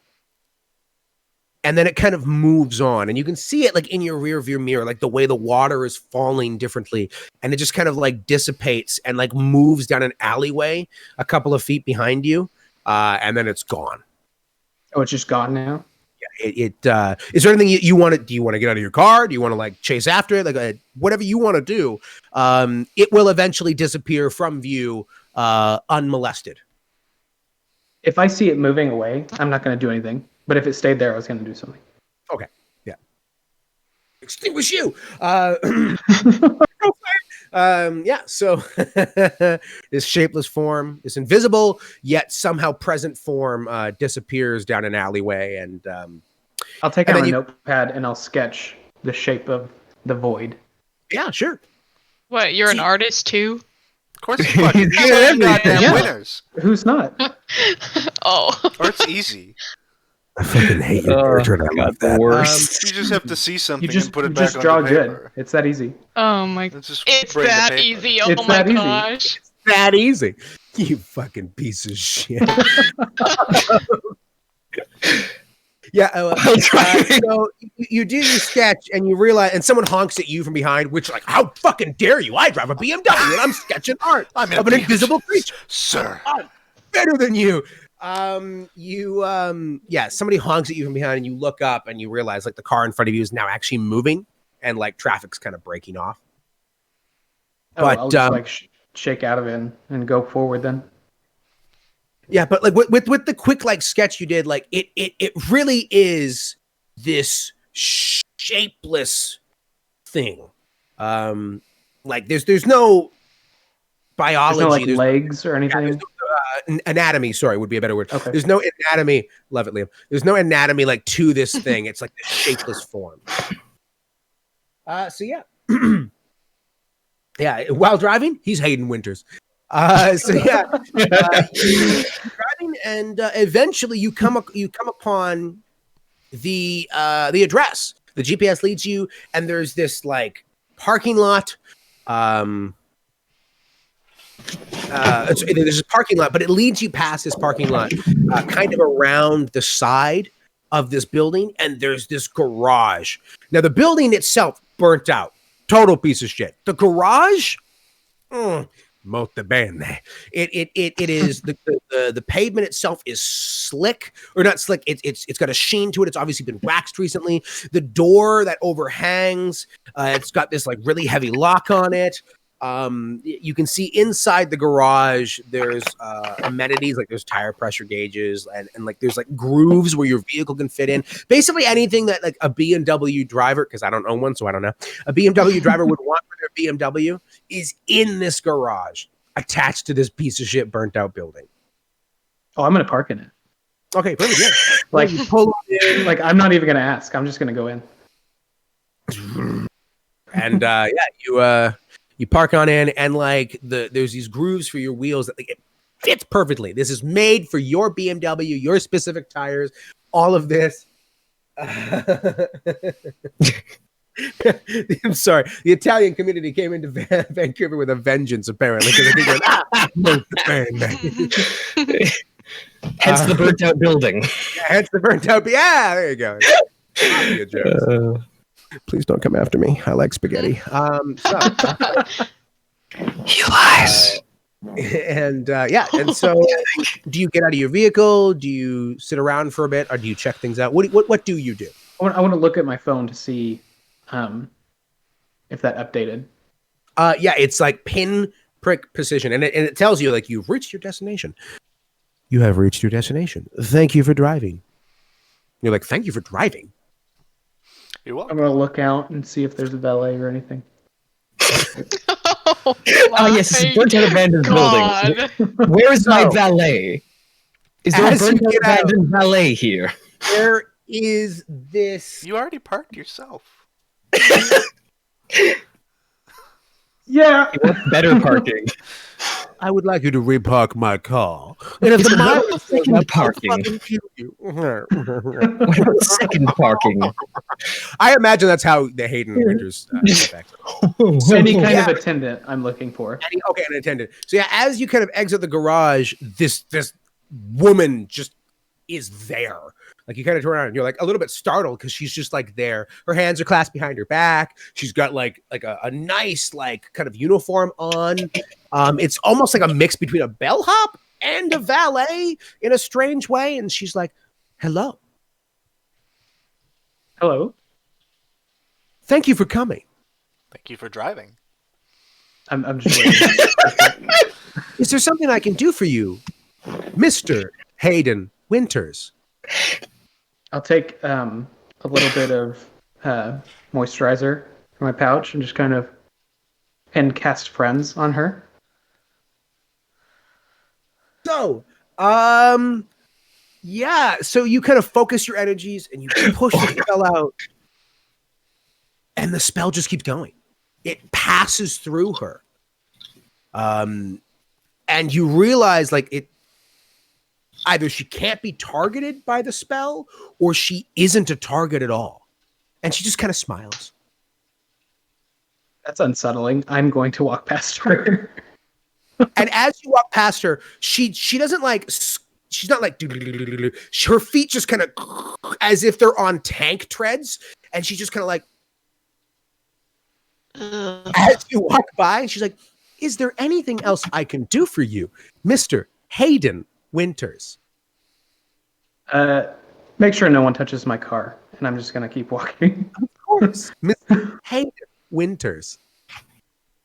I hate it. I hate it. Liam, I saw that. You like moved the picture like he's walking. Jesus, buddy, thank you. I appreciate you. It's a visual drama. Oh, is there anything interesting, like physicality wise, with this woman?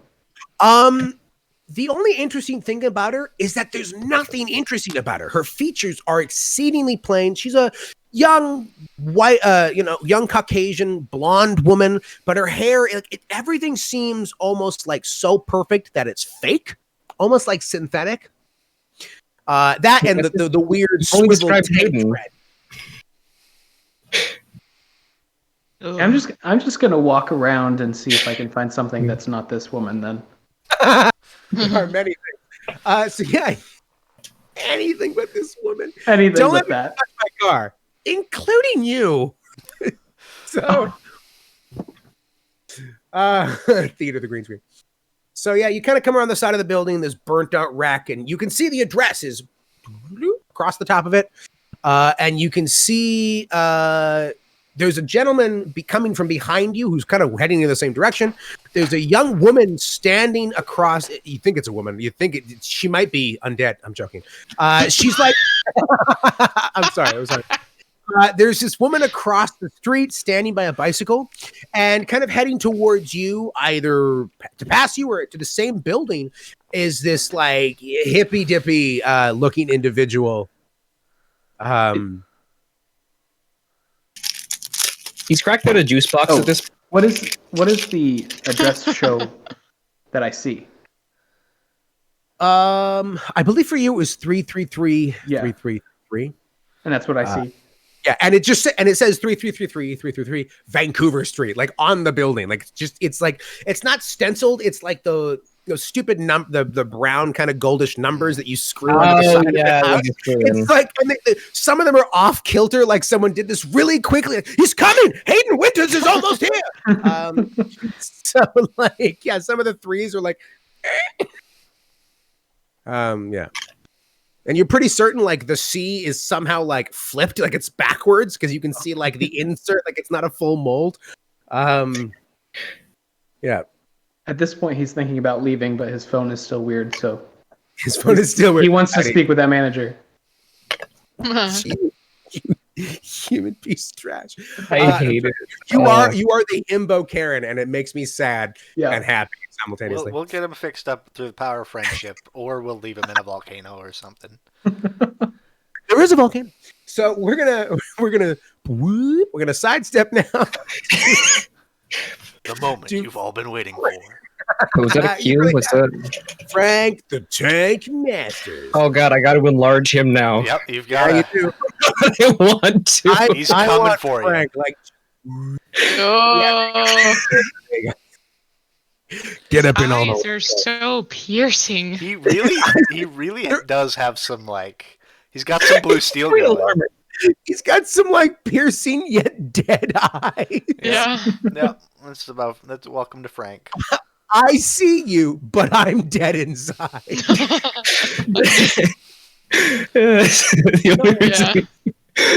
the only reason we're all here. Frank, He's the team mascot. we're gonna say that on this day of sorts, you are working your part-time substitute. All right, listen up, because it's worse than you think it is. Is that he is a part-time substitute gym teacher, but he only takes calls from the high school he went to. Oh. Oh dear God. Oh. Oh, Oh dear. So most how you make most a days, character make him completely unredeemable. most days he is not working. I would say 6 days out of 7 he's not working. Well, this is the 7. Yeah. So you've got the call from the high school you went to. Mr. Lambert is out sick with shingles. What high school was that again? I didn't actually pick. I picked his college specifically, but I didn't lock down his high school because I don't know Vancouver high schools very well. That's fair. And I would feel weird Googling. Children's high You school. know, you're that age where you're like, I can't Google that. That's in my history. I'm now on a watch list. You know, Juice, Like- just you wait because you haven't heard him talk yet. some of the things that I've None of us looked up for have. this campaign in my Google history, I'm on a watch list now. Yeah. I'm look at you. on a watch list. All right, so we're in the gymnasium. Thank you, Liam. Oh my god. Thank you. Yeah. Did you say send me? Did I- they send me on the wall? I think it says see home. Oh, is it? I just looked up high Send school me. gym. I was gonna have that as my green screen or similar, but I need to get better lighting in here to get the shadows off the green I screen. gotta get a ring light. Yeah. Send me. I'm sorry, okay? So, FBI has entered the chat. Yeah, Frank the Tank Masters. Yeah, you're in the gymnasium. You are currently running handball. And you've got the two sides, the teams. But for some reason, all the handball balls are missing, and you've only got the red like the red kickballs, the ones that go dunk whenever they hit any solid matter. That lovely dunk. So you've got this, and there's like the two sides, and they're playing handball. And you just kind of, what does Frank do while the children are playing handball? It's a lot of like existential dread. Oh dear. Like he watches like he's paying attention, but he's just kind of daydreaming that like his life could have gone a whole lot of different ways. And it's not that he wasn't lucky. It's not that he wasn't offered or he was denied paths. He, through his own actions, chose this one, and he knows that. And he just lives in that realization through most, if not all, of time. I feel like I don't have to worry about accidentally killing Frank, because Frank's gonna kill Frank. He's just gonna be like, it's not. Listen, Frank's not in a good spot right now. He doesn't have a license for that. Yeah, it's gonna be a dodgeball thrown against the wall, Hart. Like, it just plays catch with a medicine ball. And he also very explicitly, some gym teachers like get in with the action and will like, play with the students. Frank does not do that. Because being the chosen one, sorry chat, yeah, this is what you got for the chosen one. You're a hero. He's got like almost superpowers, and they're so like he can't like bond with these kids and like play dodgeball with them because he'd fucking kill them. And like, so he can't even put on the facade of like enjoying what he does because he can't participate in it. Yeah. The first and last time Frank throws a dodgeball at a kid, it's dunk followed by it's just splatter. All right, yeah. So you're daydreaming about how terrible your life is, and you chose this path, and you are the chosen one. And it's me the chosen one. You're like you're daydreaming, but you're still taking. Yeah, he's still in the. Yeah. And you watch one of the kids like jump in the air and Superman throw the handball to try and like pass it across. And and as I've described it several times, I want to make the sound again. Dunk. And it just hits this short, nerdy kid in the face. And you watch his glasses scatter across the ground. And he just eats shit into the fucking cement that's slightly covered by the. Well, it's underneath those floorboards. It's cement, that's true. It's like the thin wood particle board with a little bit of wax on top to keep it there. Ooh.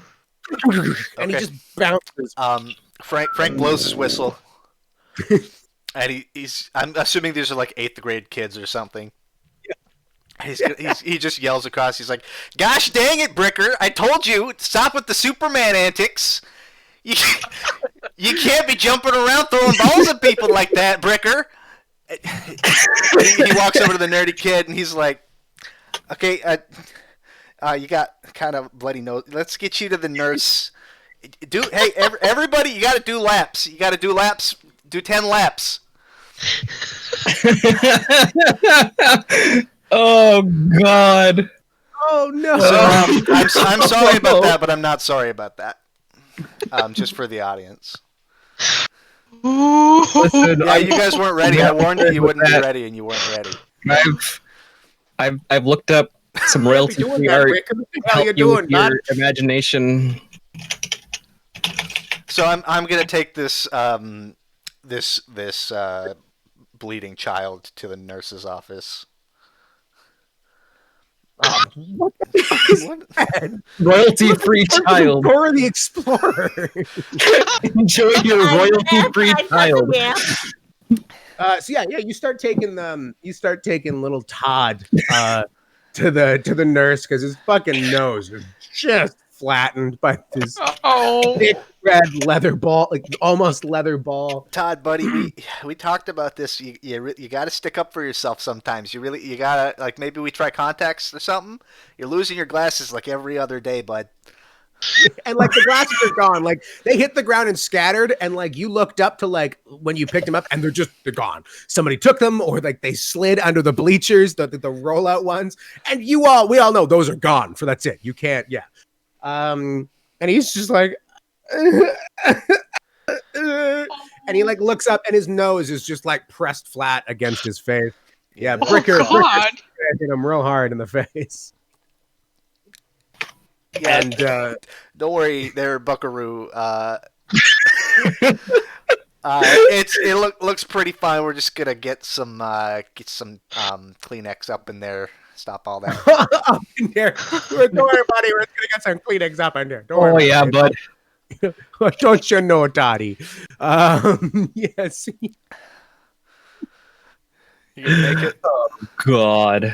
It's perfect. It's really very is. good. It's magnificent. I didn't pick a voice out until I saw his face, and then Then you just knew.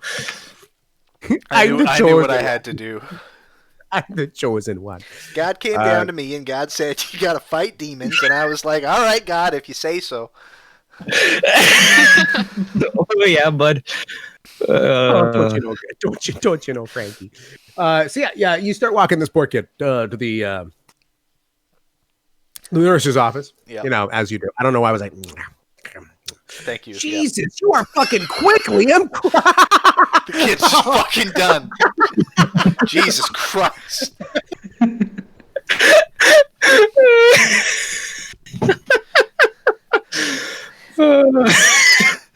Geez, Ty, you take blood thinners or something, buddy? We maybe got to talk to your mom about hemophilia.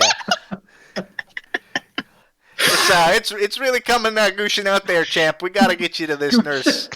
Gushing out? Todd, I don't think you're gonna make it, buddy. Todd, you're going real pale there, bud. I'm just gonna pick him up. I said a dodgeball hit him in the face, not a fucking fragmentation. Todd's got hemophilia, James. Stop duplicating. Got asthma. He's got hemophilia. He's a really fragile kid.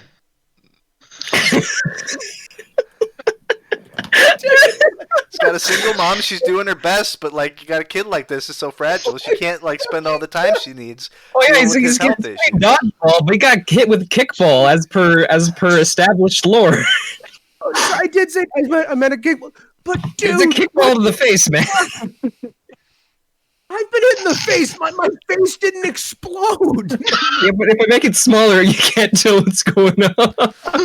So do we get to the nurse's You only put it around his nose. You might not think he's fucking dead.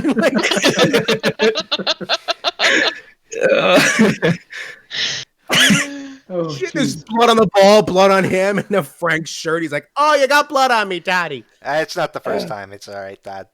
Oh my fucking god, that's fantastic. I don't have a clean shirt, but I can't imagine that having a blood-soaked shirt all day through high school is gonna make me gonna be bad for my my street cred, Todd? Todd, the PTA could have a fucking field day with this. This is why you wear a white shirt as a gym teacher, obviously. For the You're a street cred. substitute teacher walking around children covered in blood, like someone's got to ask. Yeah, no, it's a good look for Frank. Oh my god! All right. So, yeah, We haven't even got to the weird shit. No, we haven't. Fuck me, man. So Frank, my man Frank, yeah, you're walking Todd to the nurse's office.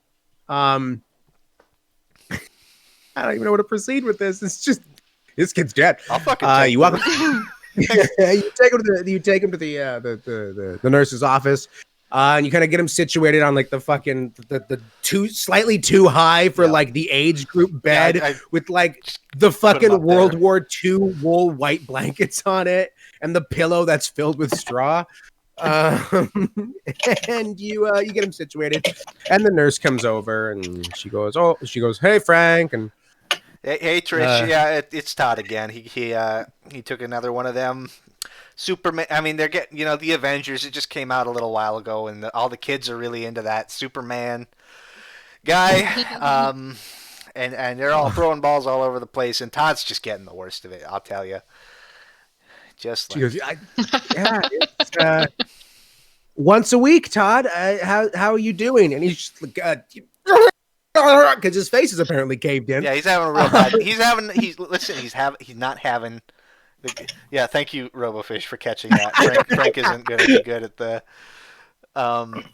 Here, I gotta set the scene. There you go. Yeah, there you go. That's pretty accurate. Yeah. Yeah, I mean, some people would say, Frank, if this kid's getting hit in the face with a ball every time you come in for your gym class, maybe the problem is on your side. But I don't think that's true. I think maybe we just need to like get him on some. I don't know, like something he's got like some hemophilia medications or something. We need to get him on something like blood clots. I don't know. I'm anemic. You're like, oh. Yeah, he's listen, he needs maybe some more iron in his diet. Maybe we call his mom and get him to a doctor. I don't know, Trish. We don't have like No, Trish. That's the nurse's name. Her name's Patricia, but we call her Trish. Yeah. Okay.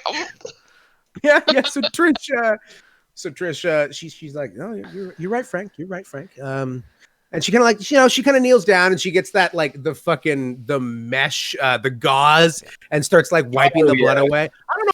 I think school nurses are like, we'll just use gauze. I'm like, bitch, it's expensive. She's like, you have a cloth, and she's like gauze, and she's wiping his nose, and she starts. School nurses like the only funding from the government goes. Yeah, she starts packing the nose, and like with the two rolls of gauze, entire rolls up his nose, and she's like checking his nose for breaks and all that, and you know what? Yeah, she has now. She's been working here since Frank went to school there. She's before Frank went to school there. Frank is 48, so little old lady, little old Trish. Yeah, Trish is like would have to be like 70 or something. Well, she can't retire because she was a school nurse. So, she's gonna die here. You're gonna die on the premises, or her family gets their fucking insurance money. Yep. We're gonna die here, Trish. What? I was just thinking about something else. She gives you this hollow stare and just like nods. Yeah. All right, I better get back there into the gym class because I mean they're just gonna go all Tarzan in there, ape shit, swinging on all sorts of stuff. So I better go make sure they're actually supervised. Yeah. She waves you out and she kind of returns to Todd, who's just like at this point he's not even crying anymore. He's just like his face is just he's like, yeah, you lost a lot of blood there, sport. Yeah, he's like a little pale now. He's got like you some on your shirt, and you're like, oh okay. Yeah. So yeah, you start heading your way back towards the gym. When this paper airplane comes flying down the hallway, and like just kind of like crushes into your chest and like breaks, crushes down the point a little bit. Bricker, and, I swear to God, if Bricker. It's always Bricker. And I pick up. I look around, and Bricker's nowhere to be seen. It's a fucking ninja, that kid. Yeah. Yeah. So there's just this like paper airplane at your feet. Better not be another mean drawing of me, Bricker. It's not been a great day, and my self-esteem is hanging on by a thread. Let me tell you. Silence. No one responds. They never do. Jesus Christ! I opened the thing. I'm taking bets in chat to when fucking Frank ends his own life. What episode? Fuck. Smart money's on 2. Oh shit. Yeah, so you kind of unfold it, and as you unfold it, you're quick, man. You unfold it, and it just keeps unfolding like a fucking highway map, or like a map of the entire continental U.S. Ah, geez, you sure killed a lot of trees for this one, Bricker. It's just wasteful. Yeah, and eventually you get it to like where it's a full 3 feet across, and it's your entire height plus a foot. It's just this massive like piece of paper. I mean, that whichever one of you little Buster Browns went and folded this one together, I mean, you do have a bright future in structural architecture. I mean, it is impressive. I'm gonna give you that one, but like, it's a waste of paper. We only get like 6 reams a week, and I mean, the office goes through half of it, and then you only get so much for the library. So you got to be. Oh, fantastic! This is the whole campaign. The rest of the campaign is Frank having a crisis in a high school. So yeah, on the piece of paper, from top left to the bottom right is just the word S.A.S.S. S.A.S.S. You don't need to give me any of that sass. I mean, again, it's a lot of work to go. I'm impressed by the go-to attitude, the can-do. It's a lot of work to sass your gym teacher. But yeah, I mean, the pen, it's good. Hey, it's good penmanship. Bricker, I know you were really having trouble with your E's and your A's. They looked real similar, bud. It's better now. Still 90% sure this was Bricker. It's got to be. He's a problem kid. He doesn't have a very good home life. Jesus. What a teacher thing to say. I mean, I never met his parents, but he can't have a very good home life. I have no evidence, but I'm making a wild assumption based on his actions at school that it ain't going okay at home. So you kind of like scan over the paper, and something on the bottom right catches your eye, and it's an address. It's a strange address, and it says 444-4444 Vancouver City. And then followed by Frank the Tank Masters number 6. I think that's the only reason it catches his attention, because no one else has ever used his nickname before. And I mean ever. That's awesome. So he's gonna gently tear the address and the name off of it. And he is gonna put that in his pocket, and he just crumples the rest of it up, puts it in the recycling bin. It's got to be recycled. Another fire in a school. This would be great. So you put it in the recycling bin, and immediately, as you kind of like turn around, you kind of continue back to the gym. You start smelling a strong smell of smoke, and not just smoke, but you smell burning plastic. And the recycling bin, and it's one of the big blue ones with like the lid has just caught on fire. Gosh dang it, Bricker, you little arsonist! This is going to come up in your parent-teacher interviews. I don't do them, but I'm going to tell Mr. Stevenson about this. You're right, that MJ. Was quick. That was quick. I mean, my God. Frank immediately pulls the fire alarm. You rip it down. Gets the ink spread all over his hands. Like, God damn it! he pulls up the sleeve of his coat so it doesn't get ruined by the. Oh my god. Right. Yeah. Listen, the coat's the only thing that's important to Frank that he owns. It's like in between your fingers. Yeah, the ink. The fire alarm goes off. And the doors start opening and kids start coming out. Burn down any statute of learning you want. Go to fucking follow speed the limit. speed limit. If these firefighters are speeding, I swear to God, I'm going to keep them from entering the building. No. Bricker may have started the fire, but I'll fucking finish it. So I pull the fire alarm and I run into the gymnasium because it's my job to get these kids to the. And I see Bricker in the gymnasium and I lock eyes with him and I do like the. Like, what? We're Gooch. Bricker, you're 11 years old. You're in 8th grade, kiddo. Oh my God. What's with the Superman voice? You kids got this real big fascination with these hero guys. It's canon. I told you, Fred. I got gigantism. It's because your mom lets you smoke in the car, Bricker. Oh, my mom makes me smoke because of the gigantism. You're gonna stunt your growth. I forgot he's like 7th or 8th grade.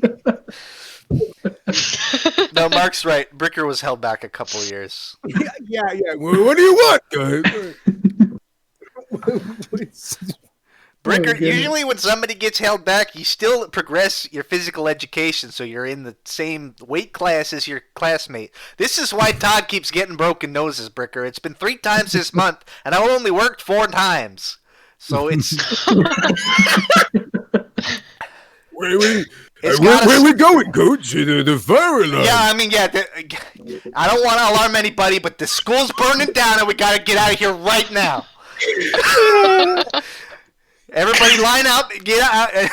The kids at this point, I assume, panic. Actually, roll me a percentile. All right.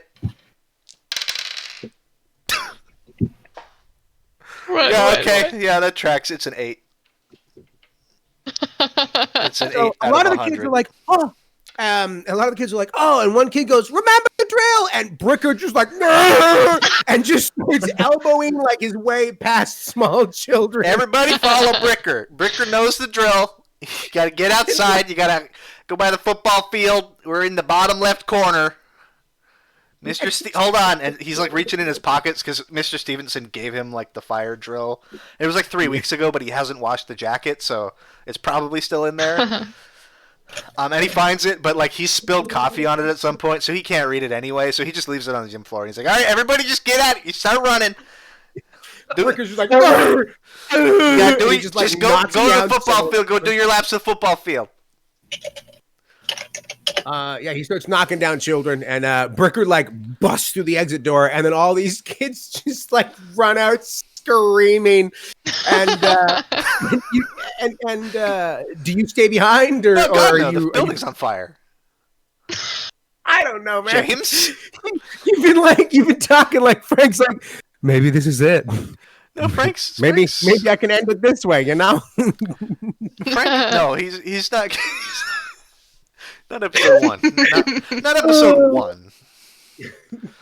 But yeah, like all right, I guess it's gonna be a long time before Frank gets another phone call from the school.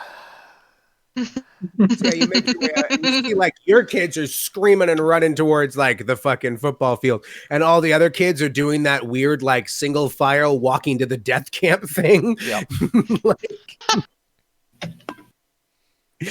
And only now I find the dodgeball sound effect. You're gonna you're gonna give Todd PTSD again. That's enough of that. Make his whiz saves. Yes, my Joe. So it's at this point that does Frank have a phone? He has a pager. Oh no! And it's on one of those Yeah, belt that clips, but he's not wearing like jeans and a belt. He's wearing those like blue gym teacher shorts that only come like halfway down his thigh. Oh, God, So it's just like no. clipped onto the waistband of those shorts. Oh, no. This is Oh, a fucking disaster. So your pager goes. Frank's like, I guess this is it. We're gonna have to find a new part-time teaching gig, and he takes the pager out.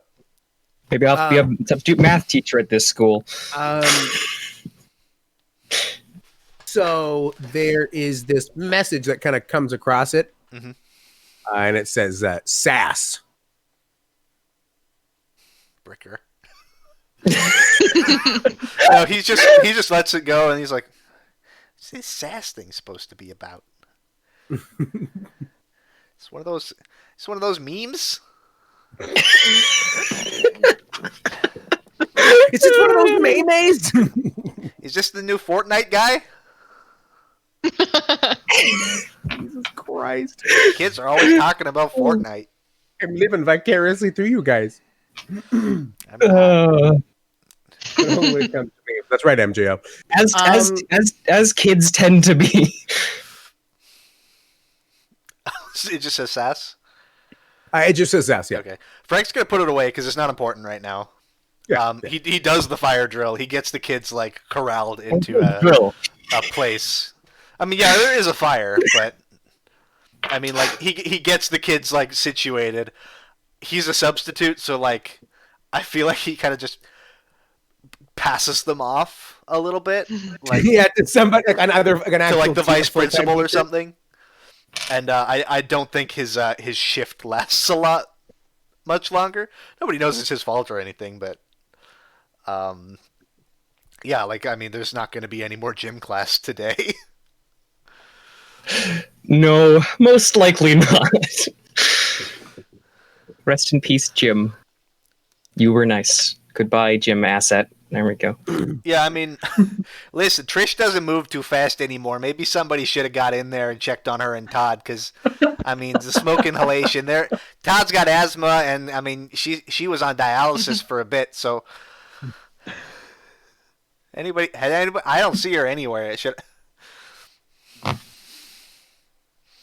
Nobody seems to know where Trish, the 76-year-old school nurse, is during the school. I say that as a joke, but if that's true, Frank is going back in the building. Your chosen one time has come. This is what you've been chosen for. Trish is amongst the people, and Yeah. she's holding like cloth there. I can't seem to find Trish. Does anyone know where she is? In her grave now. The ceiling collapses. It's like, gee, whoops. Oh, gee. Oh, God. All right, so like, just to push through a little bit because I've taken up a lot of time just being Frank. Frank, like I assume the shift ends. He gets on a bus. He goes to the public library. He gets on one of the computers. He opens up just Internet Explorer probably, the homepage Google. He types Bing.com into Google. Oh, God. Goes to Bing. Oh, it hurts. On Bing, he looks up MapQuest. And on MapQuest, because he doesn't have a GPS, he types the address into MapQuest. And he's going to get directions, and he's going to print them on the library printer. It hurts. I don't know how that got worse and worse and worse. I have spent weeks just being the architect of every small petty misery I could inflict on Frank. Oh my God. It has been my life for 2 actual real life weeks. Oh, that's incredible. Yeah, it gives you like really.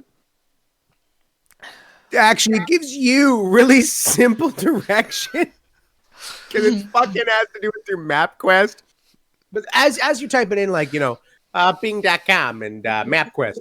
There's like a flicker of the screen. I do have to point out that Frank also types like. Yeah, of course. He's gotta. Just making sure everybody just the speed gets on the Frank. full raw brunt. Jesus fucking Christ, this man's a disaster. So you like single fucking finger tic-tac into MapQuest, the address. I should know, this man still has child's blood on his white shirt. He does.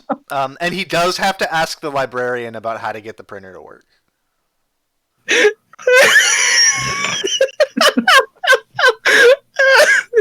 That is an awkward interaction that ends with you believing the police may be on their way. All right, I better skedaddle then. So you get your directions printed off from MapQuest, but there's a flicker of the screen for about a moment, and you see the word S.A.S.S for just a split second. That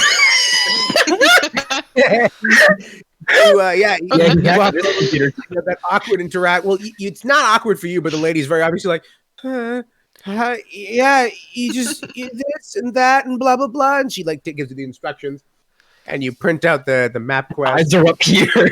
Yeah, eyes are up here. Is this S.A.S.S thing like the new Apple? Like, I've been seeing it all over the place today. I feel like it's like the new Minecraft or something. All the kids are sassing. It's gotta be, maybe it's like a new Fortnite dance or something. I don't know what that means. All right, well, let me keep your ear to the ground. Oh god! I take the directions and I leave. She like widens her eyes. She's like, okay. This man. You got a problem? I have so many, none of which are solved by the existence of this man. Yet at the same time, every by the existence of this man. So Frank takes public transit? Yeah. He had a car until about a month and a half ago, but he did have to sell it so he could make rent. And like it's problematic because Frank's not like the best with technology, so like it was a bum check and it bounced and his rent bounced and his utilities overdue, so there's a lot of issues with the apartment right now. Frank's about to become homeless. Oh my god! Stop making me feel for your D&D character. No. Jesus. As I mentioned, I spent 2 weeks making Frank's life the worst it could possibly be. Architect of madness. Architect of misery. Thank you. Misery. Yeah. Okay, fair enough. So Frank takes public transit. Yep. And it takes a couple of hours. And the bus only gets you so far. Yeah, he'll like jog the rest of the way, or like he goes to jog the rest of the way, and he makes it about like a block and a half before he has to stop and like, hand to his chest and like, okay, we're just gonna power walk, I think. So yeah, as you start, come for the Frank, stay for the squirrel. Yes. I think it was come for the squirrel, stay for the Frank. Come for the Frank, stay for the Frank. You start power walking, and could you do me a favor? Roll me a D6. It's a 2. I was hoping for a 1. Yeah. So with the 2, as you're kind of power walking, you're like trying to keep your heart rate elevated, but keep your death down, your heart attack levels down. You hear a clink, and you kind of look behind you, and you realize a singular coin has fallen from your pocket, and it's like bounced on the pavement, and is starting to roll into traffic. But an oncoming car, which would absolutely just flatten the coin down. This coin veers around the tire and kind of starts dodging and weaving in between the wheels of traffic to make its way across the other side.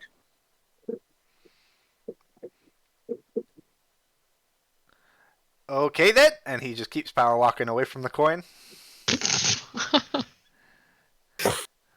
What am I going to do? Follow it into traffic? No, of course not. I was just trying to lure Frank with the siren song of his demise. Oh no, my last dollar. I mean, what was it, like a toonie? It was a loony. It was a loony. Yeah, Frank doesn't have any toonies. A loony, for any of you non-Canadians, is our A $1 single coin. $1 coin, and it's called a loony because it's got a fucking duck or something on it. It's a loon. It's got a loon on It's it. got a loon on it. Minnesotan. Yeah, I just keep going because it's like, well, I was going to stop by the 7-Eleven there and get myself a taquito later, but I can go without, I guess.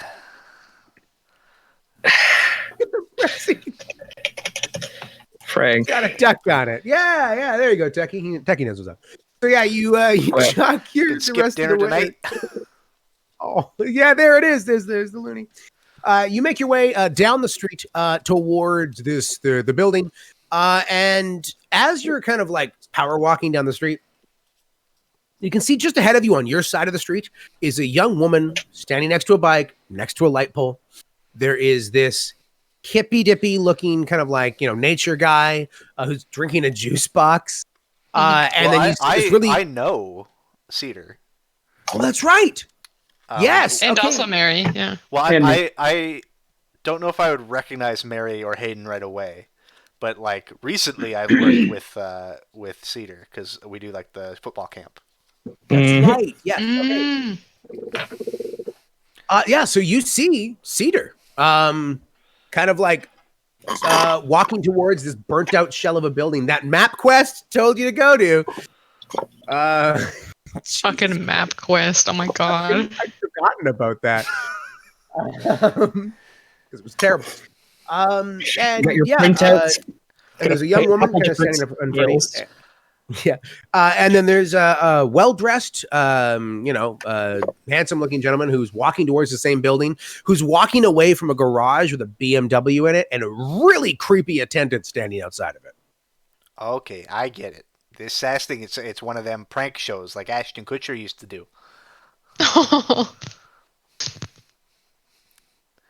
Oh, God. Yeah. Yep. So the four of you come together, just kind of outside this burnt out shell. And as you all kind of like look at the building, kind of like, oh, this is the address.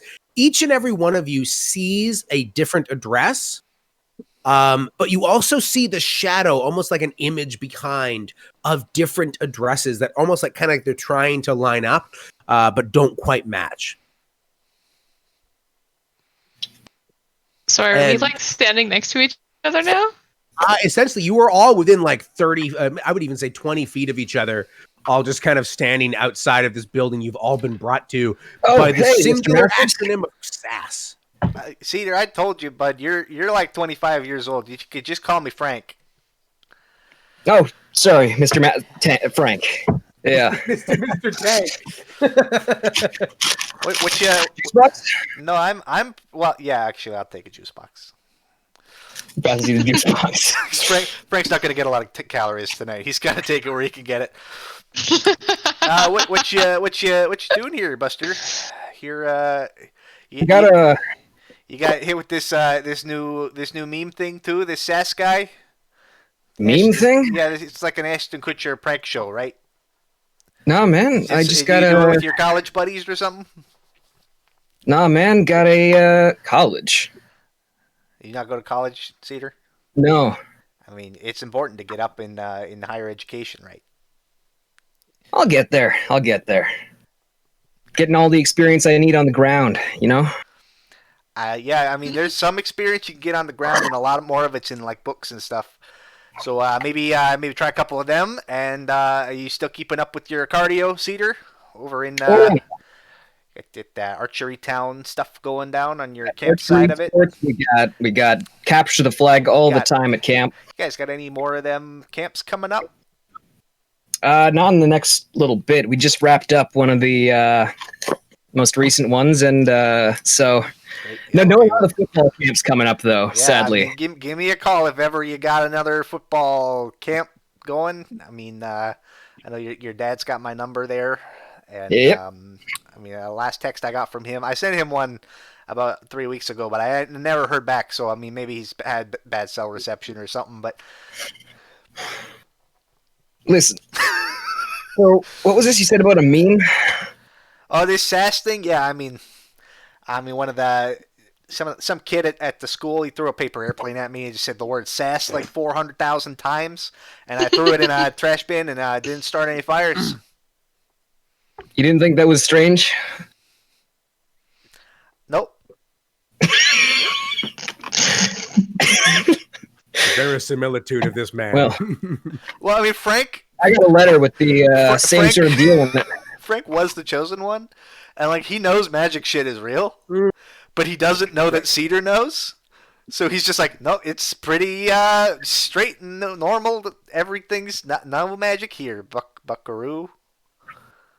Champs. Yeah, man. Like, I got a letter with the same sort of deal in it with this place's address, 1111. Yeah, it's I mean, you think it's like a blackmail thing? Because I mean, I didn't start any fires or anything, but I mean, this building is all burned up. Maybe that's like a. I mean, I don't really got anything to blackmail with. Yeah, so. I mean, I'm doing really well for myself, so I can see why somebody would want to come after old Frank the Tank Masters, but. Would you prefer I call you? No, yeah, Frank. No, just Frank is great. Is fine. It's gonna be great. It's a great day. Do you know who these two are? Oh, yeah, hey. Mary's just gonna stride up very quietly with her bike. She's not even gonna tie it up, right? She's just gonna, tootle it beside her. And very quietly, as they're just having this conversation, she's gonna just walk up next to Frank and just crack open an energy drink and just like sip some G Fuel very quietly as you they're just have talking. That loud crack. Yeah, just listening. Yeah, Frank's gonna look over and be like, "Is that Mary Mim?" Hey, Mr. Masters. Just again, you guys, you graduated like 7 years ago. You can just call me Frank. It's okay. I'm good. I told you to stop drinking that. That crap's gonna boost your cholesterol like crazy. Here, take a juice box. It's the only thing that's keeping me alive right now. I hear you, kiddo. Probably get that checked out. I have not slept in like 3 days. You should definitely get that checked out. Mary, kiddo, you gotta sleep sometimes. I'll be fine. You're supposed to get you gotta develop as a person. You gotta get 9 hours, but like, I mean, we had this problem back in 12th grade. We said 4 hours minimum. You gotta at least try to go to sleep. Sometimes. If you want to grow, you got to get at least 8 hours, man. You've at least been staying hydrated, yeah? If I see this group like talking, I'm going to just go around them and go right up to the entrance for the address I show. Oh no, it's that guy. Who is that guy? Who is that? That's Hayden. I'm just walking towards the thing. Yeah. Fuck is Hayden? I've had a lot of. Oh, you mean Hayden Winters? You think that you think this is one of those tech startups? You think he went and started his own Google and he's doing a S.A.S.S thing and it's like a. I'm sure he's a millionaire right now, starting his own 7 tech organizations. I mean, his parents were pretty loaded. I mean, they did. I mean, I'm not supposed to tell anybody, but they did pay me to give him straight A's through his. I mean, he didn't need them to, but they did it anyway. Wow. That's awful. He would have passed just fine. I'm not actually surprised by that. You gotta have faith in your own kids, and sometimes. I mean, I'm a teacher, and it's hard to have faith in other people's kids, so you really got to have faith in your own sometimes, because, I mean... Hey, Hayden! Hey, Hayden Witters! I'll just turn and... Don't know if you, knock on the door at the Oh my god, remember me from high school? Mary's just gonna shrug and walk up, just walk away towards them with her bike. Yeah, I'm gonna walk her to the door too, and Frank is still like, I'm pretty sure this is one of those prank shows because a bunch of my former PE students are here. all kind of just in the same place. Yeah, I'm Handed not me so juice. sure, Like, Francis. was there like something in the juice box? Did you spike my juice box, Cedar? Listen, man, if these were spiked, I'd know. I've drank Yeah. like 2 of them already. 3. You know, you can buy juice in like a bigger box. Well, then you can't share it as easily. Mr. Masters, I'm not Mary- one to Mary, really just- question you, but what's with the? And she like motions to like. The Yeah, blood all drain? the blood. Yeah, okay. So it's kind of a long story. There's this arsonist at the school, Bricker. Mm, Wait, what? yeah. He's really into all those new those like superhero Spider-Man kind of guys. And Oh. he's always trying to do those moves. And we were playing dodgeball, but I didn't have any dodgeballs, so we had like maybe a couple medicine balls got mixed in there. And I mean, he's a big kid, so he smashed this this little guy Todd right in the nose, and like it just ooh. I mean, he's a hemophiliac. He's got asthma, and like it's not a good place for Todd. Is he okay? I mean, I left him in the nurse's office while the school burned down. So I mean, Thoughts and prayers, man. You know, he probably got out. this is not the weirdest thing that I've heard all day. That's concerning, Mary. Yeah, It really is. You're really right. Yeah. I think maybe Frank sees Mary relatively often because Frank orders a lot of pizzas. You probably see her very often. Especially like late night pizzas, and he likes to think that it's like I'm just checking up on Mary, see how she's doing. I'll get myself a little slice of pie. But it's just he's in the pizzas. He's deep in the Domino's 50% off 2-topping medium pizza game. Yeah. That was so accurate.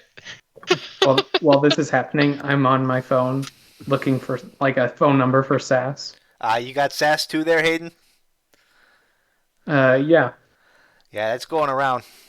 I thought it was one of those new Fortnites, but yeah, the librarian didn't know what I was talking about, so here I was thinking it was a squirrel. Anyways, it could still be a squirrel. Get up on those wires. So, as you I guys got are on like, a letter, and then the letter burst into flames. Yeah, I didn't experience any fires on my behalf, but Didn't you just say that the school burnt down due to unrelated reasons? Yeah, I mentioned that arsonist Bricker's all running around throwing medicine balls at hemophiliac 8-year-olds. Well, why do you feel the need to express he's an arsonist? Well, he burned the school down, didn't he? I don't believe you. The way that you keep saying that, I don't believe you. No, man, I believe him totally. I don't. Of course you would. Mary, I don't believe in the slightest. Listen, kids, you got to start up the rumor mill early to throw some shades of doubt on you sometimes. why Mary's is there an just gonna 8-year-old in a look high school around. kid? He skipped some grades, Mark. Todd's a smart kid. He's the next Hayden Winners. Mary's If just he gonna fucking look around like survives gym dumbfounded. I just like to imagine that's what Frank tells kids that are like doing well. Hey, keep that up, and you can be the next Hayden Winners. Who's in the race? 100% he does. If the kid's like smart, he's like, you're the next Hayden Winners. And if it's a kid like Bricker who's just gonna excel physically and kind of skate by on the maybe like a C- in math, Frank threatens them by telling him they're the next Frank. Frank doesn't mean it like a threat, but a lot of kids have taken it like a threat. Hey, another sound happened. Oh, Namgod donated $10. Thank you very much, shit. Namgod. Oh, shit. We really Yay. appreciate First it. donation. There you go. Yeah, so You get a golf clap, Namgod. Really close to the mic. That probably sounds terrible. I'm sorry. That pays for half of the Zoom subscription we bought to record the session that we didn't even fucking use Zoom. We paid $20 for Zoom, and eventually just decided that it was easier didn't to work. not use Zoom. Make sure It you wouldn't cancel work. that, by the way. Huh? Make sure you cancel that I need to cancel it, yeah. So thank you, Namgod. for recouping the losses we did not need to take. It's been an unmitigated disaster. It's So, just been a while you real guys are A+ day over here. While you guys are discussing things, in front of the door. oh god, right, the nightmare attendant. So yes, the nightmare attendant arrives. She kind of like shuffles her feet, like Ew. Ugh.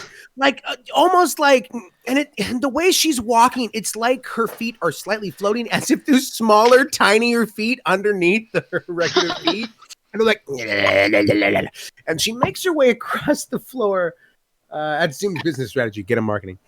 And she makes her way to the door, and she just kind of looks at all of you, and she goes, "Hello, Cedar Cliffland. Hello, Hey, man. Hayden Winters. Hello, Frank the Tank Masters. And hello, Mary Mim." We go to high school together or something? Yo, you one of the squirrels' friends? What? Hey, And do I get any like sense that this is fake? I do. you can you can make me an Arcana check. You know what? I'm going to do Sounds so as fun. well because Frank is trained in Arcana. Yeah. That is a natural 16. 21, I have motherfucker. double proficiency in Arcana, so I That think it's 20.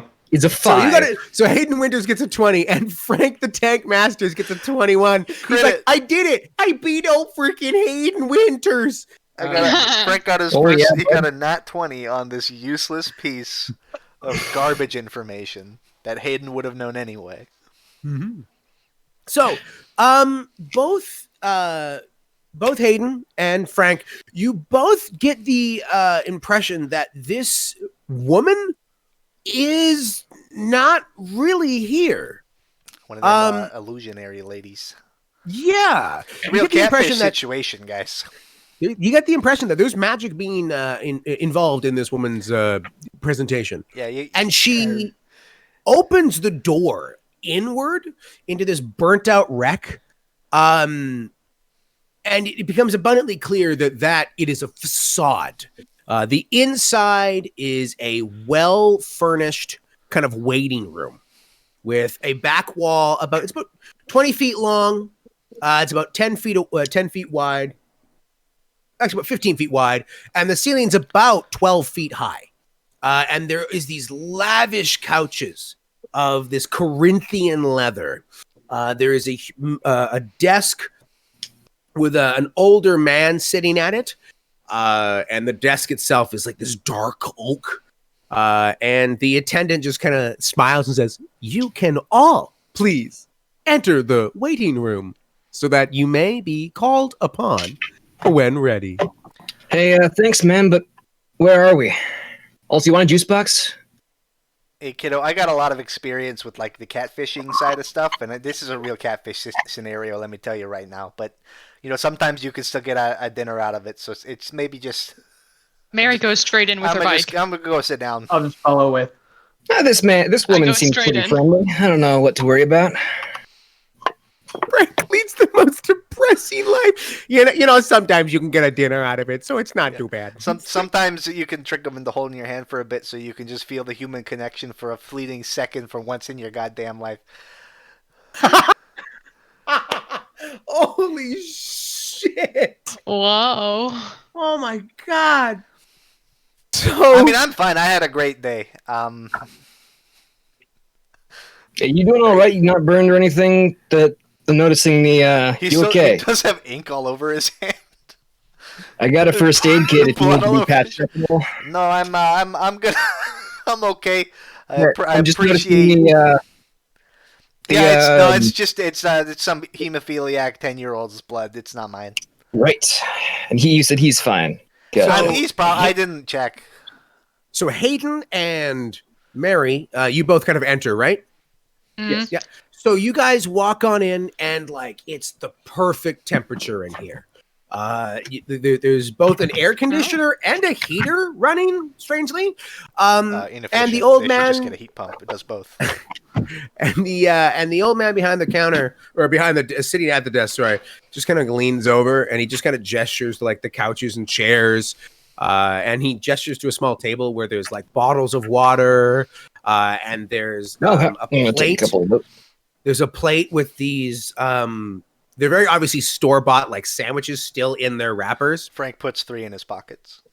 Cedar's going to take 2 of the water bottles, spin them, and holster them like in the sides of his backpack. Oh my god, you fucking Jesus! Frank's got a fanny pack. If you hadn't guessed. Oh, of course. He's got it. Mary's gonna stop by the counter, by the man, and she's just gonna kind of look around. What is this place? This is S.A.S.S headquarters, and well, you're invited to join a prestigious part of society that does good work. Oh, is this like a cult thing? Yeah, it sounds a lot like a cult thing, Cedar. Listen, man, I haven't drank in the water yet. I mean, you drank. Yeah, Frank starts putting the sandwiches back on the table. And the door closes behind you. Ah, gee. And you hear this like, as if like a heavy lock. Well, I'd like to go in Cedar's front hand of is just Mira floating. Oh. and just take my phone and set it on the counter and look at the old man and said, "I'd like to be put at the front of the queue. This needs to be fixed." Mary's just gonna stand there and stare at him. Cedar's hand is just floating around the bear spray holster on his belt. Frank, seeing that he's locked in, takes one of the sandwiches back again. Just because, like, he's not going anywhere. This is it. Might as well be full. Yeah, I might as well have a sandwich for it. I'm gonna tap on Hayden's back and just say, "I was in the middle of a conversation." I'll be right there. And I'm like, I don't even like turn and look. Oh good. And he hasn't Take a changed. sip of her G Fuel and go and sit on the couch. So the old man behind the counter just kind of looks at you and goes, there's nothing you can do to fix that. It's what's done is done. Your electronic devices have been S.A.S.S. updated, S.A.S.S, sure. A replacement would be suitable. Oh, there's no replacements, Mr. Winters. Let me ask you a question, Mr. Winters. How long have you been able to control the flames that flicker in the night? Wait, what? 2 years, maybe. Oh shit, this is about the squirrel. Wait, is this a magic thing? Are you guys magic? Yes, Mr. Masters. God damn it!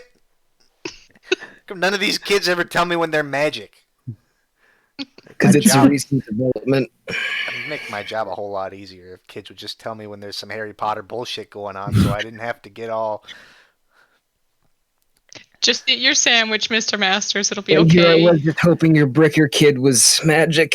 Yeah, I mean, he might be mad. I have to keep an eye out now sometimes. Listen, man, I know you're locking us in for the cult thing and all that, but I might get mildly disappointed if we keep sitting around like this. There's no cult. S.A.S.S is the sorry, I saw Frank eating. S.A.S is the syndicate for assimilating the supernatural societies. Each and every one of you has had some experiences. Some of you more upfront than others. Mr. Masters, I do believe you were given a destiny at one point. Yeah, still waiting for that one to pan out a little bit. But yeah, I did deny the professional football grants and all the scholarships, and I turned all those scouts away because I got promised that there was some destiny that it's gonna come up, Frank, one of these days. So you're magic too, huh, Mr. Masters? Of course I'm magic, kiddo. You think I would have needed this for? Yeah, I mean, you're a pretty good coach. I mean, that's because of the magic, kiddo. Yeah, you coached a couple classes for Hayden. I Look how he turned out. magic back then too. Oh. It's been like 30 straight years of magic. Nope, it's been 30 straight years of magic, kid. Oh, geez. Yeah, it honestly hasn't helped me that much. Mr. Winters, you yourself have the ability to cast spells, is the most layman of terms. Miss Mim, on occasions you hear the whispers of a long, not quite forgotten deity. Wait, what? Known for his ledgers and literature. Yeah. Now, out of all my experiences throughout the years, I truly have never cared for those who are willing to make pacts with individuals from dark places filled with darker things, Mr.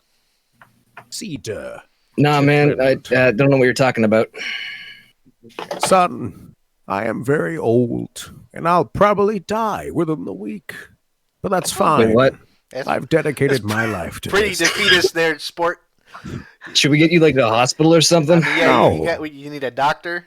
And I In mean, juice box? I could call Trish up. I mean, she's probably out for a shift. Come down here. I was in med school once. I can see if I can look you over. I don't know. Wrap some gauze around you. Mr. Cliffland, please show us the squirrel, or what you presume to be a squirrel. Yeah, So- what if I actually have a... Cliffland pulls out He's been hiding in the corner this entire time. golden eyes. And the squirrel, Jesus, that's an adorable squirrel. He's been in And the squirrel corner just the kinda, entire time. It's in his hand with its arms hanging over his fingertips, just like.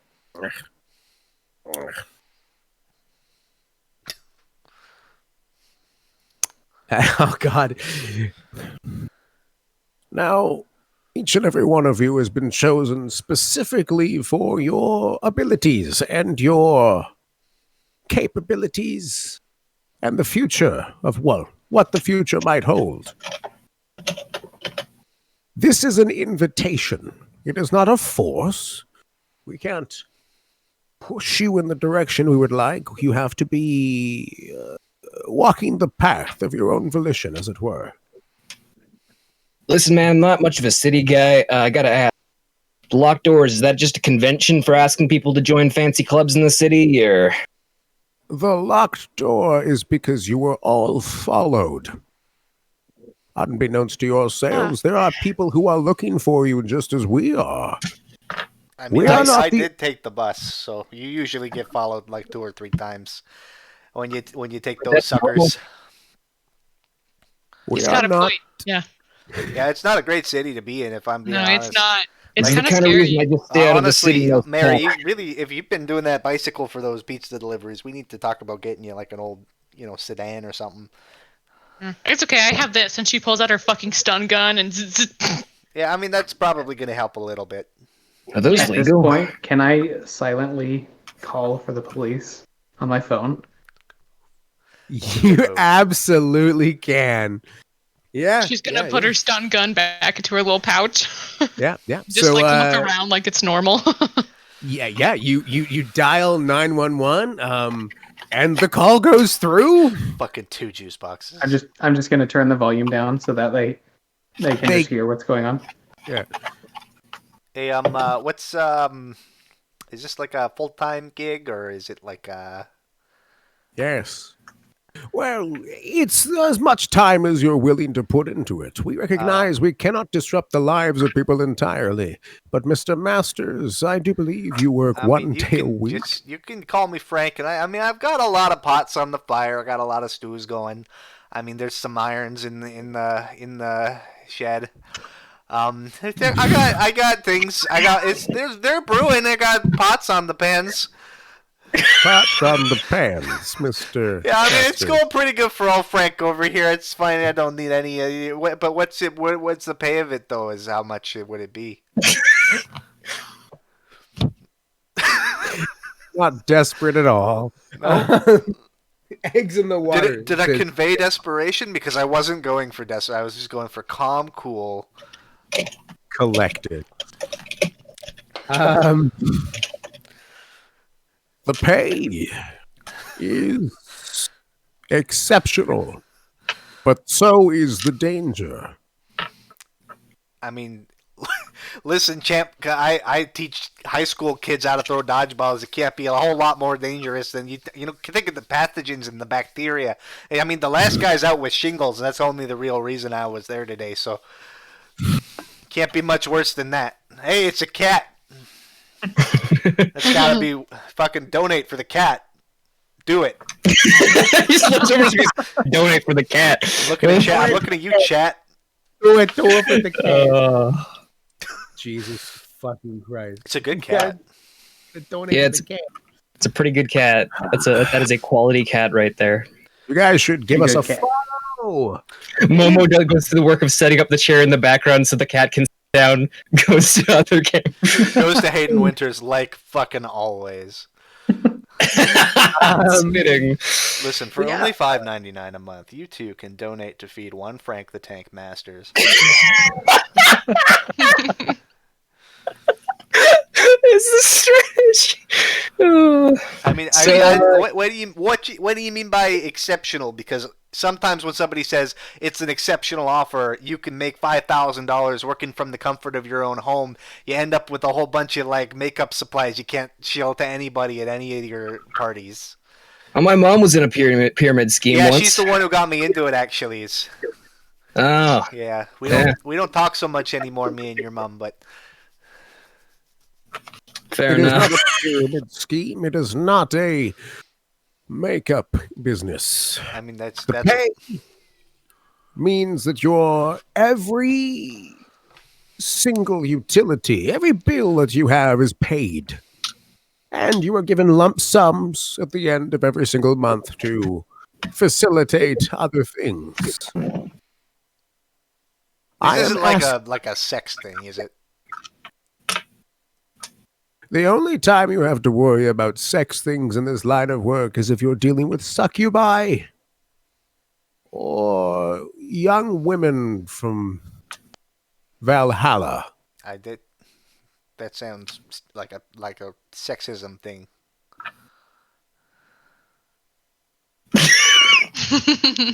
Just the silence of the old man.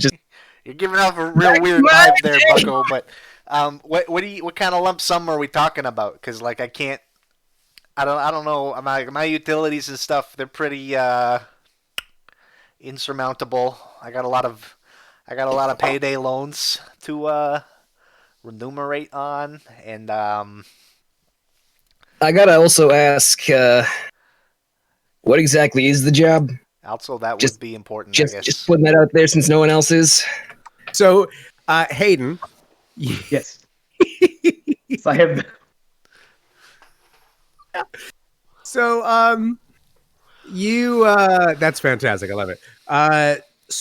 So, the phone disconnects from the call, but then you can hear.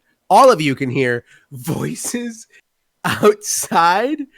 Authoritative voices talking to the creepy attendant, and like the conversation, it's a bit muffled, but it's very much like we got a call about something weird's going on. Ma'am, can you let us into the building? Hello. No, I can't do that. And like an argument begins to arise. I'm gonna get to like as close to his wall as possible. Yeah. So you eventually the door, like you hear like as it's very obvious somebody's pulling on it as hard as they can. Gee, is this that swatting thing I've been hearing about? Wait, what? Are we gonna get swatted in here? Is that what this was? Wait, what the hell's going on? What the heck? So the door keeps getting pulled and pulled and pulled, and eventually, what ends up happening is because the facade is that if it's broken down, the doors themselves aren't exactly strong, and the door, like the hinges on the right hand side of the door, start to buckle and break, and one of the doors just falls directly off and kind of hangs with the weird wet locking mechanism between the two, and it just opens up and sunlight pours in. And standing outside are two VPD, Vancouver Police Department officers. one of which is staring inwards, like kind of like with a flashlight, and you can hear the other one is still like trying to have a conversation, ask questions of the strange, creepy attendant, who is just like, no, I can't. Oh, I'm sorry. No, I can't. Oh, I'm sorry. Like just over and over. He's like, ma'am, are you drugged right now? What exactly is happening? I don't understand. Frank, I just freeze. Frank, who still has a child's blood on his shirt, just kind of slowly lowers himself behind one of the chairs. If I see them break the door down with a flashlight, I'm gonna like, oh, thank God, and I'm gonna walk that direction. Sure. So I'm just gonna stand there like an idiot, just like freeze there with my fucking bike. Yeah. With your little bike on one hand. So as Hayden, as you start to kind of meander your way to leaving, what kind of fucking what do you think, Techie, these kinds of officers are? They're fucking VPD. Also, there's no such thing as a new VPD. Let's be honest here. Oh, my light's off. So as Hayden, as you go to exit the building, the cops just like, oh, hold on, sir. What exactly is happening here? And you watch this man raise his hand towards you, and then you feel this billow of almost like the air is being pulled away towards a certain point in the room. Cedar and Frank and Mary, you all watch the old man stand, and he's wearing like casual clothing, almost like a little too like hipstery for the age he is. And he throws out his hand, and this spiral of purple energy hits the VPD officer in the chest, and he has to make a save. So the VPD officer is immediately, he disappears. His uniform drops. His vest, all of his equipment, all drops in place. And there's just like this void where the person used to be in those clothes. Without a scream or a snarl. It's just... I'm going to freeze and slowly turn around. You just kill a police guy there? I didn't kill anyone. I mean, is that like a threat, or is that like you did a magic to put him somewhere else? Because it's hard to... Oh, that officer is still among us. Mr. Winters, it would be ill-advised for you to leave, not because I need you to stay here, but because the individuals waiting outside for you will kill you if you refuse to join them, whereas I will seemingly pay you off and you can go about your day. I mean, who's got better dental? We do. All right, because I tried to get that Invisalign thing because I got that crooked wisdom teeth thing going in, but I couldn't really like that. The school's benefits aren't really that good, especially for somebody who's part-time. So I mean, can I'll do it. I have nothing to lose. I also have. I mean, I got a lot of beans in the can, but yeah. I mean, I guess I could probably do it. Mary's just like blinking at Mr. Masters, like as he's rambling. Yeah, I do got as you said a lot of beans going on, but like yeah, it's a bean heavy kind of day. It's not the summer right now, so there's not a lot of camps on. So you know, I could fit some time to not get executed by strangers outside. I'm not going to force your hand now, please. Why don't you walk through the doorway behind me and see for yourself the wonders of the job I offer you? Yeah. Well, you got like a slideshow set up in there. Clean up the officer I've just turned into a newt. Yeah, it's a bit of a gonna have to go some therapy for that one, I'm sure. So where exactly did the guy that just disappeared go? He's still there. He's just see that lizard crawling over the pants right there? Yeah, you see mind your footing. Climb out of the pants, just like. Hey, buddy, you might want to keep lined up with the pants, so when you turn back into a man, you don't. I don't know if he can understand you right now on account of being a lizard. I cast Speak with Animals. Hey. I can cast that at will. Hey man, you might want to like stay lined up with the pants so when you turn back, you're not like not in pants. All you hear is screaming. Okay then, I'm gonna head deeper down into this place before the cops can see my face. So I'll catch you kiddos in a bit. And he puts 2 more sandwiches in his fanny pack. Of course he did. Yeah. Make sure you bring some of the water too. Got to stay hydrated. Oh, I do okay with that. As you always taught me, don't be a fool. Hydration is cool. That was Mr. Stevenson. I audibly probably. sigh at that. I'm not too big on if it ain't football, don't break it. Oh. Frank doesn't do well with idioms. What was it that Hayden was going to do? What? You just said something, but I missed it. Oh, like at the hydration is cool thing, he just audibly sighs. Listen, Hayden, if you don't want to go all like old, young, then you might want to keep hydrated. Yeah, most of my Just safety telling ya. lessons were speed limit related. Looks don't last forever. So unless you hydrate, Had me do then the young driver's course. marginally longer. Still not forever. All right.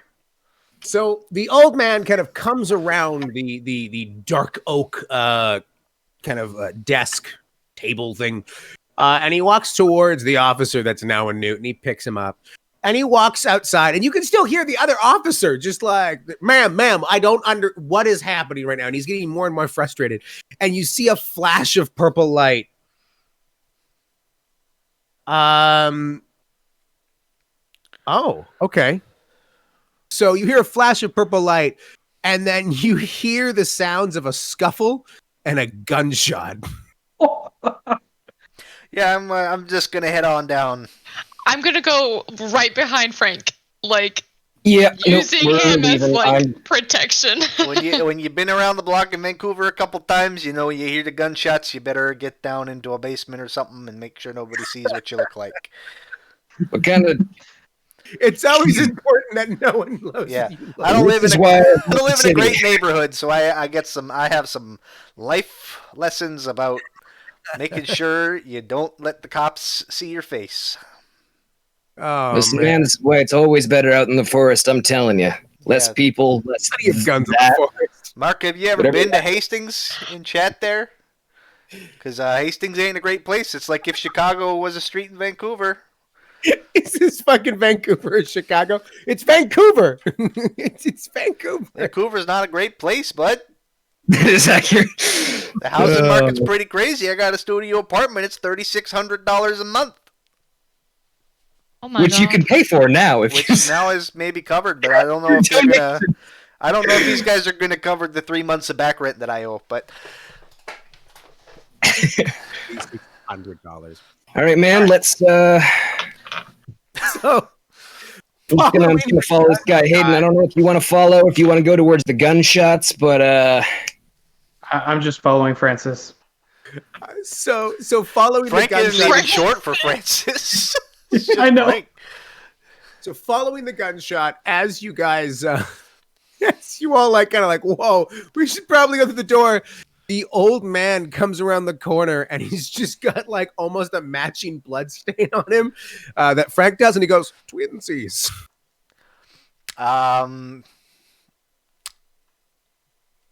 Okay. having second thoughts. I'm on my 5th thought, I think, there about this, but Yeah, 3rd or 4th. You guys probably. said that your dental's good enough for Invisalign. You said like I could get some Invisaligns. All right, then I guess I'm still in. I think. Okay, what's the blood stain? Oh, I told you the kid in the. Not you. The. Yeah, that's a bit more pressing. Did you kill a cop again? No, he turned the first one into a newt. Yeah, no, I guess that's true. Speaking of He which, ignores the question entirely and just points to the door and goes, yes, just through there. Speaking of which, he's actually going to take the bottle of water off of his backpack, unscrew it, and just sort of toss the open bottle of water into the room he just left. Newts need to stay hydrated. I just didn't want him drying up, you know? Especially that sunlight shining in. Is he a newt, or is he like a salamander, or like a skink, or like is he a newt figuratively, or is he like a literal newt? He's like a little newt. Yeah, the water's a good idea there, Cedar. Good job. Yeah, he's gotta stay wet, or he's gonna dry up in the sun. Yeah, he is indoors, but yeah. Yeah, the last thing you need is his eyeballs drying up too. I'm kidding. That geckos. Yeah, they burst. That was a little lizard joke for you. I always liked your lizard jokes, Cedar. Geckos need to lick their own eyeballs because they don't have eyelids. You sure have. So- I'm gonna walk in. Yeah. Wasn't there a gunshot? There was a gunshot. Yeah. Gecko, insurance, and then like Hayden Winters and Mary Mim were like, "We need to leave now, like 30 minutes ago." Yeah, we need to have not been here in the first place, but that ship's kind of sailed down the shit river. So, anyways, long story short, skipping all the gecko stuff. Why do you have blood in your shirt?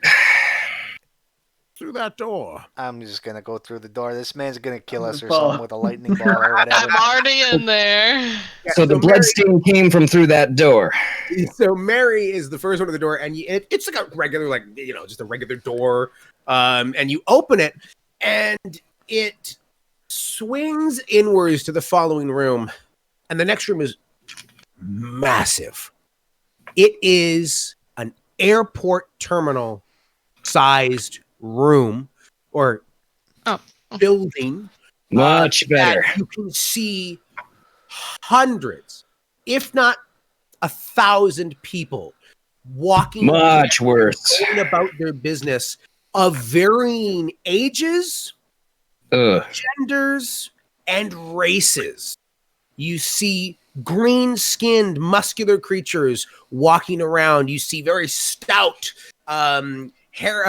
thick-bearded individuals walking around. You can see some humans, and you only really go, "That's a human," because I don't know what the fuck that is. What the fuck is that? And you can see some other kind of like non-humanoid, non-terrestrial creatures walking through this area, and you can see these massive, kind of like archways that have this kind of translucent, almost like it's a film of water that people are walking into and disappearing and walking out of and kind of apparating out of nowhere. And as you're staring outwards into this expanse of something that is not of the mundane world, the old man walks up behind Frank and Cedar and puts his arms over your shoulders, and he gets uncomfortably close to both your ears by kind of pulling you in. Frank immediately like recoils a bit, just to like switch, to, like turn himself enough so that there's no blood contacting his very nice jacket. Cedar just kind of goes along with it. He's too busy taking in what's in front of him. Welcome to the Hall of Mirrors, the headquarters of the Syndicate for Assimilating the Supernatural Societies, and the first and last line of defense against anything that might go bump in the night. It's like a Men in Black thing. Yeah, I was gonna say, like, if you just want to make the inoculation process a little bit easier on people, you could just tell them you're doing like a Men in Black thing. Listen, God damn it, the movie comes out in like 2000 and something, and all of a sudden, every new recruit, it's the Men in Black. I mean, it's the Men in Black, though. Like, that's what it is. Is like, look around. You even got the guy. Look, he's going down there. He's got the suit on. If you said Men in Black, I would have been inclined to say yes. Yeah, it would have been a lot easier to convince us if you just said it's Men in Black. Like, do we get the suits? Do we get like the cricket gun? The little guy? Oh, please tell me we get the cricket gun. What? Oh. Sugar in water. You know, like the movie. We get the cool car. Do we get the car? Do we get the thingy? You know, the... Yeah. The thing. The blinker. The blinker guy. I hate this generation. I'm like 2 generations behind them, and I'm still all up with the Men in Black stuff, guy. You gotta hate every generation from like 1974 onward. It's quite a wide margin there. Yeah. What letter you guys are gonna be? Jesus Christ! All right. Listen, man, that fluctuates depending on what source you're looking at. Sugar in the water. Sadly, it is 8:14. Don't We had say some it. serious issues with the tech, but unfortunately, I do have to work tonight, so we will have to cut it here upon you entering S.A.S.S headquarters, and which will now next session. Yeah, cliffhanger. Yeah, man. Next session, we will get into the nitty gritty of you joining S.A.S.S and your. Tune in next time for some more sick newt facts. Yeah, do have more newt facts, and I will spend all the interim time finding more things to make Frank sadder. My guarantee. Christ. Maybe I'll teach you the difference to tell between a newt and a salamander at just a glance. Also, for anyone who is here for the technical problems of starting the stream, stick around, because I don't know how to end it either.